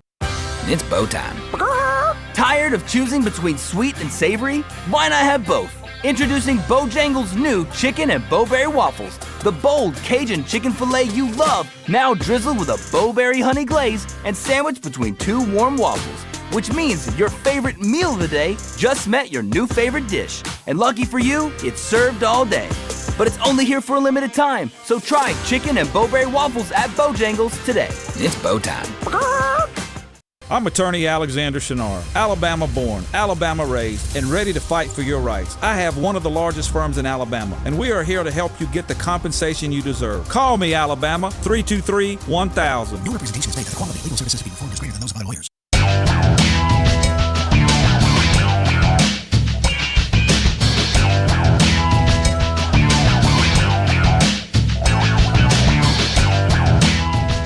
We continue on the next round. I'm Ryan Brown at the Birmingham Racecourse Casino Studios in Birmingham. It's the next round presented by Bud Light. Lance Taylor on vacation this week. Jimmy D has made his way to beautiful New Jersey, the Garden State. They call it the Garden State, Jim. I don't know why. Why is that? I don't know. Why is that? That's a good question. I'll look it up. The Garden State. It just came out of my mouth right there, and I'm like, why would they call that the Garden State? When you think New Jersey, do you think gardens? Well, I would think if you live in the city, you have to go out of the city to find gardens. New Jersey is called the Garden State due to its rich agricultural history and the state's nickname coined by Abraham Browning in 1876 compared New Jersey to a barrel filled with food open at both ends with Pennsylvanians and New Yorkers grabbing from either end. Oh, Dunaway, a barrel filled with food, that's where you are. Open at both ends. Open at both ends, which generally sounds bad after a barrel full of food. Yeah. Oh, it just means I'm eating Mexican tonight. The old Montezuma's revenge. Speaking of which, great time to talk about Way to Wellness, Jim. Why don't you tell them about Leslie and the crew at Way to Wellness? Hey, I'm planning ahead. I had oatmeal and granola and fresh fruit for breakfast. I'm not planning on having a lunch because Tom Stipe is taking me to what he calls the best Italian restaurant in the United States tonight in New York City. People are asking for the name. Do you know the name of this restaurant? Or do I need to text Stipe? I don't yet. As soon as I put it in my Uber, I'm paying for the Uber trip over there. Hopefully for some future considerations on rides to the arena. But I'm paying for the Uber ride into the city tonight. And at some point, I've got to put it in my Uber, so I will have it saved. So I will let everyone know. But he had to pull strings to get us in, table for 4, and we're heading over tonight. So I am saving all of my calories for tonight in the city eating and some day drinking, which will happen once the show is over with. Sure. So I will drink my lunch and then eat my dinner over in the city. But Way to Wellness has a plan for me. They can have a plan for you to help you with your weight loss. I was at 173 when this trip started. I hope to come back somewhere under 183 when it's over with. But we'll eat better in April. We play in March. We'll eat better in April. Sleep in May. Sleep in May. I'm telling you this about Way to Wellness because it has worked for me. It has worked for so many people I know, so many of our listeners when we were at the radio station, so many of our viewers now. Go to the website at planforme.com, at planforme.com. No contracts, no sign-up fees, and your first consultation is free. Injection therapies, they've got them, meal replacement, protein bars, meal plans. It's all there. Whatever you need, they can help you. Way to Wellness, your journey to healthy living. Stipe has texted me back. I'll have this name in a moment. I was thinking, this is not Italian. Sparks Steakhouse is the site of one of the most infamous mob hits in world history. I don't know if their food is any good. I just know the mafia obviously used to go there. Yep. Okay. Stipe says, for everyone asking, Il Mulino, I don't speak Italian. ILMULINO, 3rd Avenue in the Village. That's where you're headed. Oh, I'm in the Village tonight. In the Village. You're going to the Village tonight, Jimmy D. Yeah. Well, let me tell you, Stipe wanted to leave at 7, and we've got 7:45 reservations. I know I'm a country bumpkin, but if I had 7:45 reservations done on 3rd Avenue in Birmingham, I wouldn't leave my house at 7 o'clock. I don't know. I mean, he knows the city. He does the U.S. Open every year, like you said. So he's been in the city. He does. And he's eaten at this place 1,000 times. So, yeah. So much he knows the owner, which is how we got a reservation. No, seriously, he knows the owner of this joint. Oh, yeah. Okay. Yeah. I'm actually excited for you. My wife, we're going to be out of town starting this afternoon, and my birthday is later this week, and she picked an Italian joint for my birthday, and I cannot wait to eat there. And I've already looked at the menu. Like, I am so fired up about that meal, and it's several days away. Like, I would be genuinely excited if I were you about this meal tonight. I love Italian food. Yeah, I love red wine, too. So I'm going to have a red wine afternoon in the Village, and we've got a driver in, driver out, and then that I'm paying for, apparently, and then we will I see that has gotten dropped on you. We will enjoy it. No, I volunteered it. They're such good guys. They include me in their plans. B, they drive me around when I need them to drive me around. They help me with everything. So it is my honor to pick up a simple little Uber. Okay. Nothing. Good. Let's do the Shannara Spotlight. Tyler, if you will, please hit the button. The College Football Spotlight. Shannara Spotlight every single day right here on the show when we talk college football. We're about to hear from Keandre Lambert-Smith, Auburn wide receiver, about Auburn's wide receivers. And then I'll tell you what Hugh Freeze has said about them today. The Spotlight presented by our friend Alexander Shannara. You know that by now that Shannara handles not only personal injury claims, but claims for fire and storm damage, drug and device claims, disability workers' compensation, and a host of other claims. That is Alexander Shannara. If you're in need of a trial attorney, go to Shannara.com. You pay nothing unless they win your case. Alexander Shannara, trial attorneys. Auburn opened spring practice today. There will be tremendous focus on Jackson Arnold and the Auburn passing game. What do Auburn's receivers feel about the receiver room? Here is one of those receivers, Keandre Lambert-Smith. So I made it to practice about 2 days ago, and I mean, it was amazing. We got the guys who came in. We got the young guys stepping up. They look different. They look more confident. Like I say, I'm telling them, like, man, y'all about to be best in the country. Like, and I mean it. Like, they got so much depth. Then they got the great coaches. You got Coach Davis, Coach Heath, Coach Mo. I mean, I feel like they're in good hands, and they definitely going to run college football. They are definitely, Jim, going to run college football, the receivers in Auburn's room. First of all, your thoughts on that? Well, first of all, that's Keandre Lambert-Smith, who was talking at Pro Day, which means he's not back. I'm right about that. Okay, right? All right. Okay. Yes. First off, I want to make that point. He was, to me, their most consistent and dangerous weapon last year. Secondly, I would say, yes, the potential is there, but can they have a quarterback to deliver them the football? I said basketball. I'm such a basketball I know it's guy a basketball state. I get it. We've got to talk football every now and then, Jim. To deliver them the football. And Jackson Arnold can be that guy, and I love that pickup. My question continues to be about this reworked and much improved Auburn offensive line, if they can protect and allow these receivers to do their work. And that's where the season will come for Auburn. But I know Hugh Freeze loves the skill players on this team, and they've done the work, I think, in the portal to firm up both offensive and defensive line, and that's what Auburn needed. And I think we don't give the work that Hugh and the guys do on the offensive and defensive line in the portal as much love as we do when you bring in a quarterback, obviously. But they've done the work there too. So Auburn's offensive and defensive line is where the season will be won or lost, and they have improved there. But those receivers can only be good if the quarterback can deliver them the ball, and the quarterback can only deliver them the ball if that offensive line gets better. E.g., Emily Grace McWhorter is at the start of Auburn spring practice today. Hugh Freeze met the media, was asked about the wide receiver room. Here is his answer. This is a quote. Somebody asked me the other day how I'd rank that room versus DK Metcalf, A.J. Brown, and Van Jefferson, and Evan Ingram. I think it's a bit early to put all that on them, but it rivals that. That's Hugh Freeze's quote from EG. DK Metcalf, A.J. Brown, two pretty good NFL receivers. Van Jefferson, Evan Ingram, good NFL tight end. Early to put that on them, but it rivals that. I mean, that was a heck of a receiving room at Ole Miss. Yeah, and boy, that's Hugh Freeze in a nutshell right there, isn't it? Listen. I mean, that DK Metcalf. I mean, I don't want to put that on him, but it rivals them. Yeah, I know. So you just put it on them. Yeah, you just put it on them. Yeah, I mean that's high praise. I mean, there's no other way you could say it, but that is high praise right there from the Auburn head coach Hugh Freeze, because that was an incredible receiving room back in the day, and it felt like he always had that at Ole Miss. I felt like when Hugh Freeze was there, they seemed like they were always good at receiver. Yeah, and again, they have skilled players.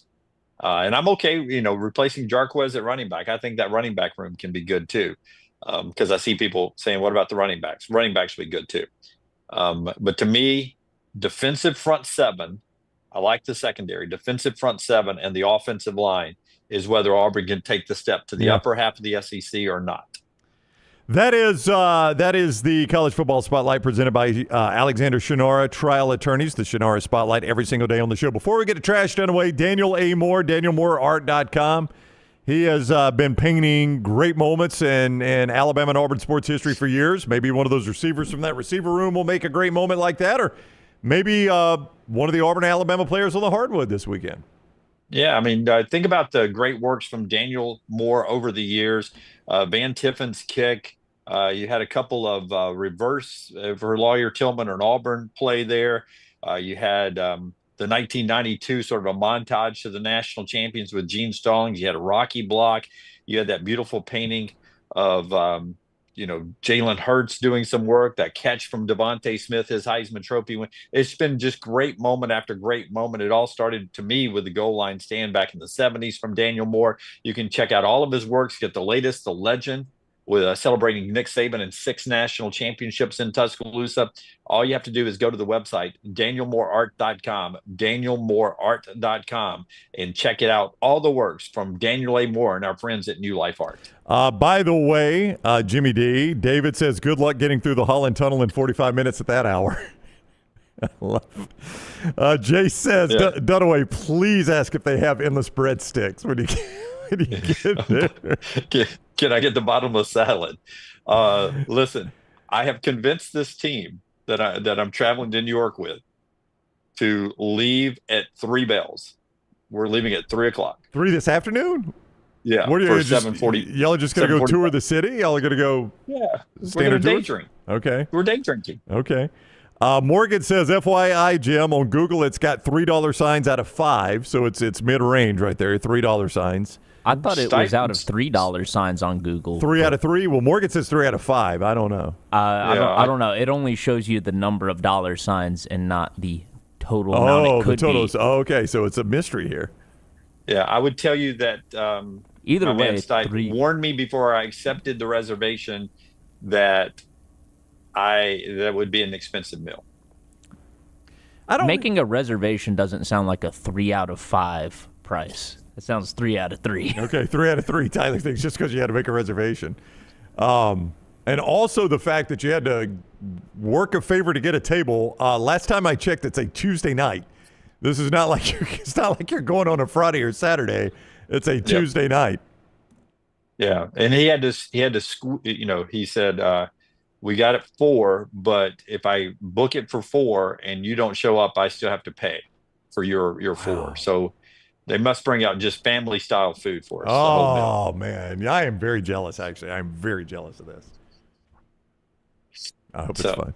Here we go. Did you go to the Rock and Roll Hall of Fame before we go to trash? I saw your photo outside. Yeah, I did. I cut up a little video that I think you can see on Twitter at Jim Dunaway. I think I created a reel. I'm not sure if I did it correctly. Taylor can check that for me, see if I did it correctly. I think I did that on Instagram, but do you want to report on that? Could you? We've got 17 minutes of show left. All we got to do, I got to get in trash here. There was one other thing I wanted to get to. You can do me a minute and a half. Yeah. Well, let me just give you in passing that music is such an important part of my life, as I'm sure it is for a lot of people. So when you have a Rock and Roll Music Hall of Fame, right? The Music Hall of Fame, and it's such an important part of your life. It does seem like when I walk through the doors, it should be this life-changing, overwhelming experience, right? Add it to the list. I want a new series where Jim goes to all the wonders of the world, and you just watch him be underwhelmed by all of them. So only 3 pyramids. Okay, I thought there'd be more. It was extremely disappointing. Right. Extremely disappointing because it's a museum. And, you watch I watch it every year. It's like a 3.5-hour show on HBO, the induction show, where some people sing their own songs. Some people have other people sing the songs for them. They're great edited videos about their careers. It's a massive show. I watch it. I cry. I laugh. I sing aloud. And I wanted to do that inside the Rock and Roll Hall of Fame. Now, I go there and it's a museum. There's some music playing in the background. A little too much heart for me as I'm walking in. Heart or harp with a P? Little heart. Heart. Okay. Yeah. He's a magic man. Good song. But like early on, it's like the Mama Carter or whatever who started country music, and it's like her second guitar. The first one is at the Grand Ole Opry. So it's the second best guitar that lady had ever played. And there's a guitar that Prince played. It's sitting in a case. And then there's this stuff from Elvis, and there's a lot of memorabilia here. And there's a drum set from Nirvana. And but it's not really. So you were disappointed that the Rock and Roll Museum was a rock and roll museum? That is kind of Tyler's not wrong. Just saying that's what you're saying.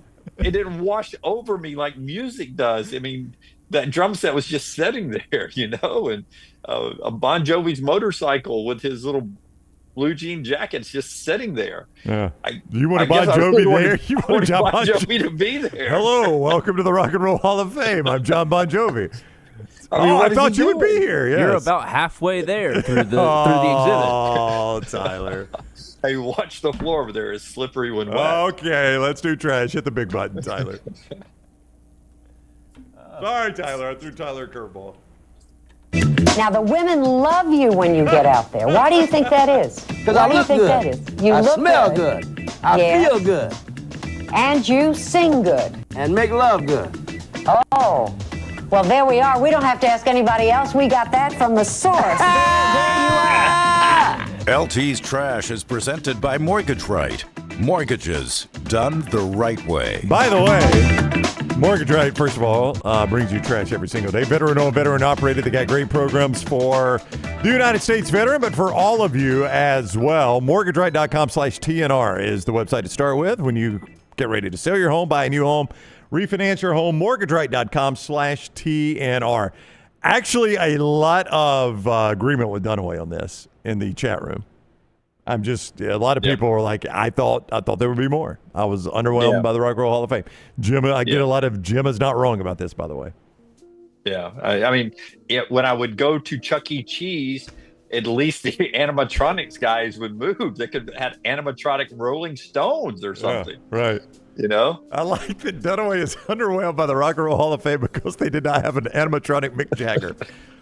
Like, do you know how many people would be like, that is the cheesiest thing in the world? You've got an animatronic Keith Richards over there playing the guitar? Did you want it to be like the Hall of Presidents at Disney World? Yeah, I think that's what you wanted, right? At least that gave me some interaction. I love that. Listen, I can walk on the face of whatever planet Star Wars happened on. With Star Wars character at Disney now. Why can't I do something with the Hall of Fame? Now, they did have on floor 4, they did have open garage jam session where you could sit down and play with some artists if I wanted to, but hell, I can't play a guitar. Yep. I could have got there and shook the tambourine for a few minutes with a few kids, but I passed on that. I'm going to imagine the Rock and Roll Hall of Fame's budget's a bit lower than Disney's. So that's probably why you can't do some of the stuff you could do at Epcot. Again, and Forrester, by the end of the show here, may be able to pull it off my Twitter, play it with the music down. But you just, it's quick edited. You just see some of the stuff that's in there. It's okay. I will tell you quickly, people are smaller than I thought they were in real life. Like there was a dress that Cher wore. Cher, very skinny. Just people were smaller. Bon Jovi, a tinier dude than I thought he would be. Michael Jackson, a teeny tiny guy, relatively speaking, almost childlike, if you will. Just because they had a lot of wardrobe in there, and they were not massive people. They were skinny, small people. Miniature Rock and Roll Hall of Fame is what I went to. Apparently so. All right, let's do trash. I'm just finding out. I'm sorry, Jim. I am going to be a bit distracted here. I'm just finding out my flight got canceled for later today. Are you kidding me? I just don't understand this. How can a flight? It is a gorgeous day here. There is no weather between. Flying is so frustrating right now. It really is. There is. Anywhere that's having like a lot of storms or whatever, and you're not getting the plane that is supposed to be at Birmingham later Tyler, because they're flying out of Chicago or whatever. I would love to know. You're flying straight to your location. I was. I am not now. Yeah. Well, that's there's no weather between here and there, so that's a mechanical problem, or as Tyler's saying, it was coming from somewhere to here, and I don't know of any major weather pattern in the United States today. So frustrating. We've got a. I'm sorry. I've got no other way to do this. I apologize. I've got to let my wife know that we're on a different flight now. No, that's okay. You do that, and I'll talk about other things. No. We're good. It'll take one text right here and one text. Oh, I can give trash a run right here. No, we're good. We're good. Had to change. Did you see where Tiger Woods is dating Vanessa Trump? How about that? I sent Forrester that little screenshot yesterday. Tiger Woods dating Vanessa Trump. You got thoughts on that, Tyler? Not really. Tiger Woods, that doesn't surprise me. That's in line with all his previous behavior. Yeah, well, Vanessa Trump. I don't know.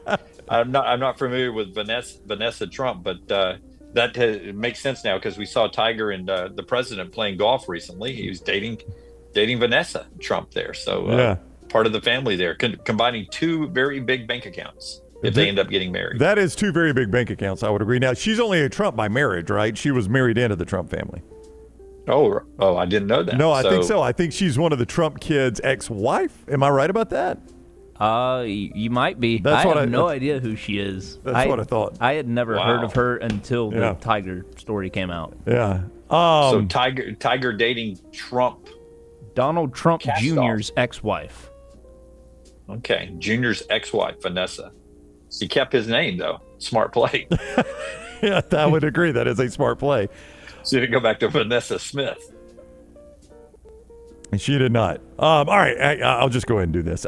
Return to the Mac singer Mark Morrison got busted on a battery charge in Florida after allegedly striking the general manager of a swanky restaurant. This guy's never going to be in the Rock and Roll Hall of Fame. I don't believe Tyler.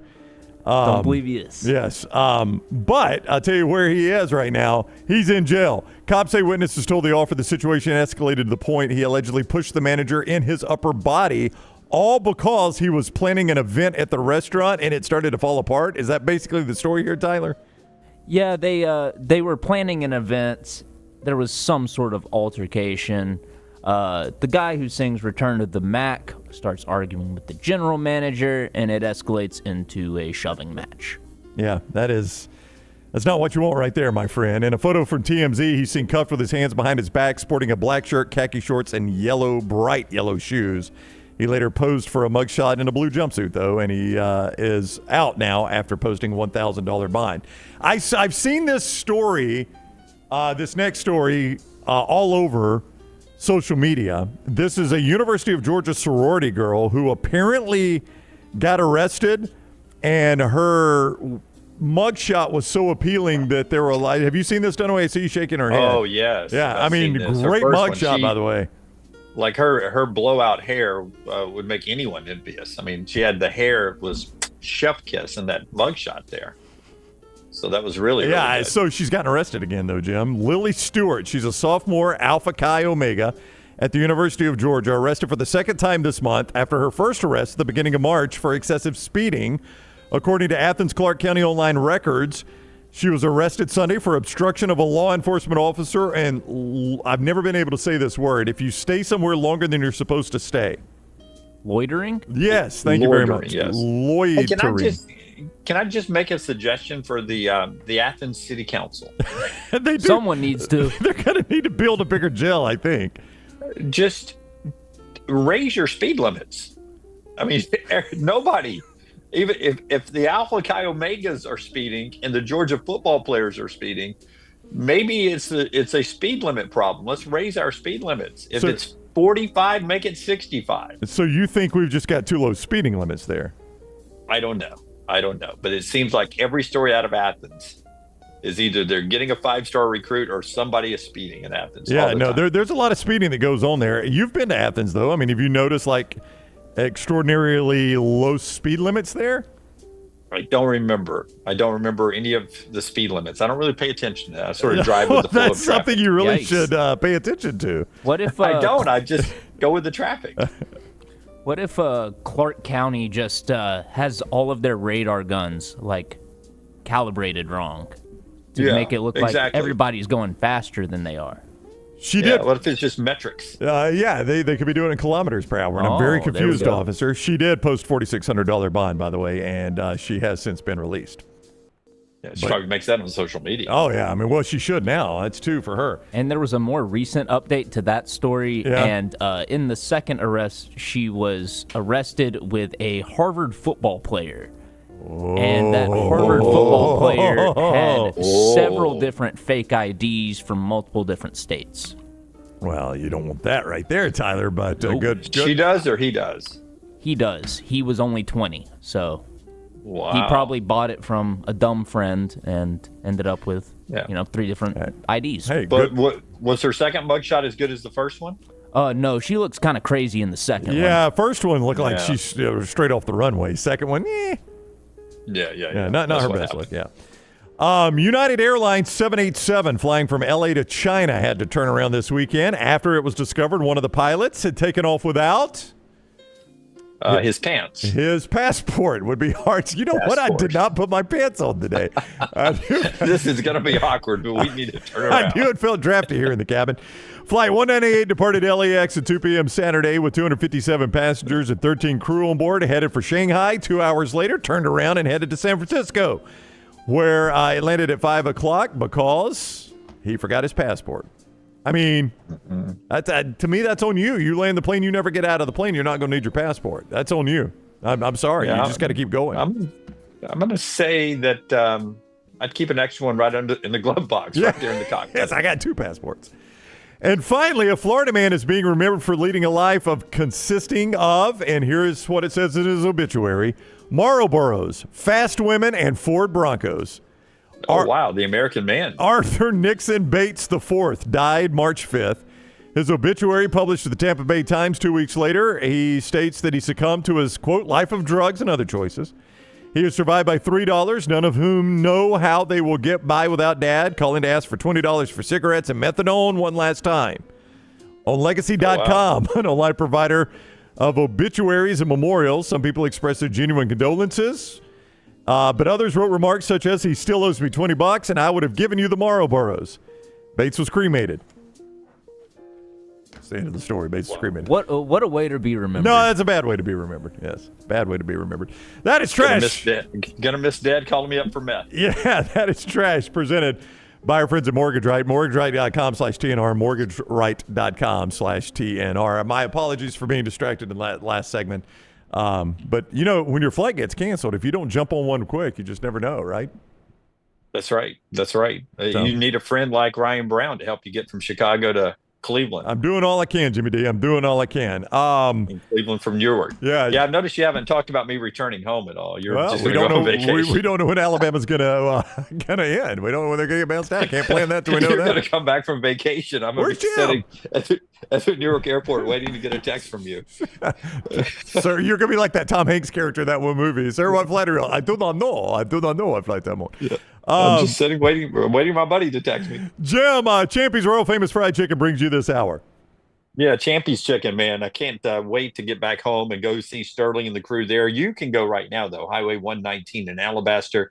It is the world-famous Champy's Chicken. It's been at that location for over a decade. There are other locations in our viewing area, but only one that's run by Sterling with that ultimate customer service and the brined overnight, cooked to order fried chicken, all the great sides, and the Mississippi Delta recipe tamales. It is Champy's world famous fried chicken. Quick check of the MyBookie.ag point spreads show Alabama still a 5.5-point favorite over the BYU Cougars for the Thursday night action. Friday night, Auburn still a 9-point favorite over Michigan. Remember, you can play those games and all the conference tournament games, NCAA tournament games at MyBookie.ag. Code next round when you sign on.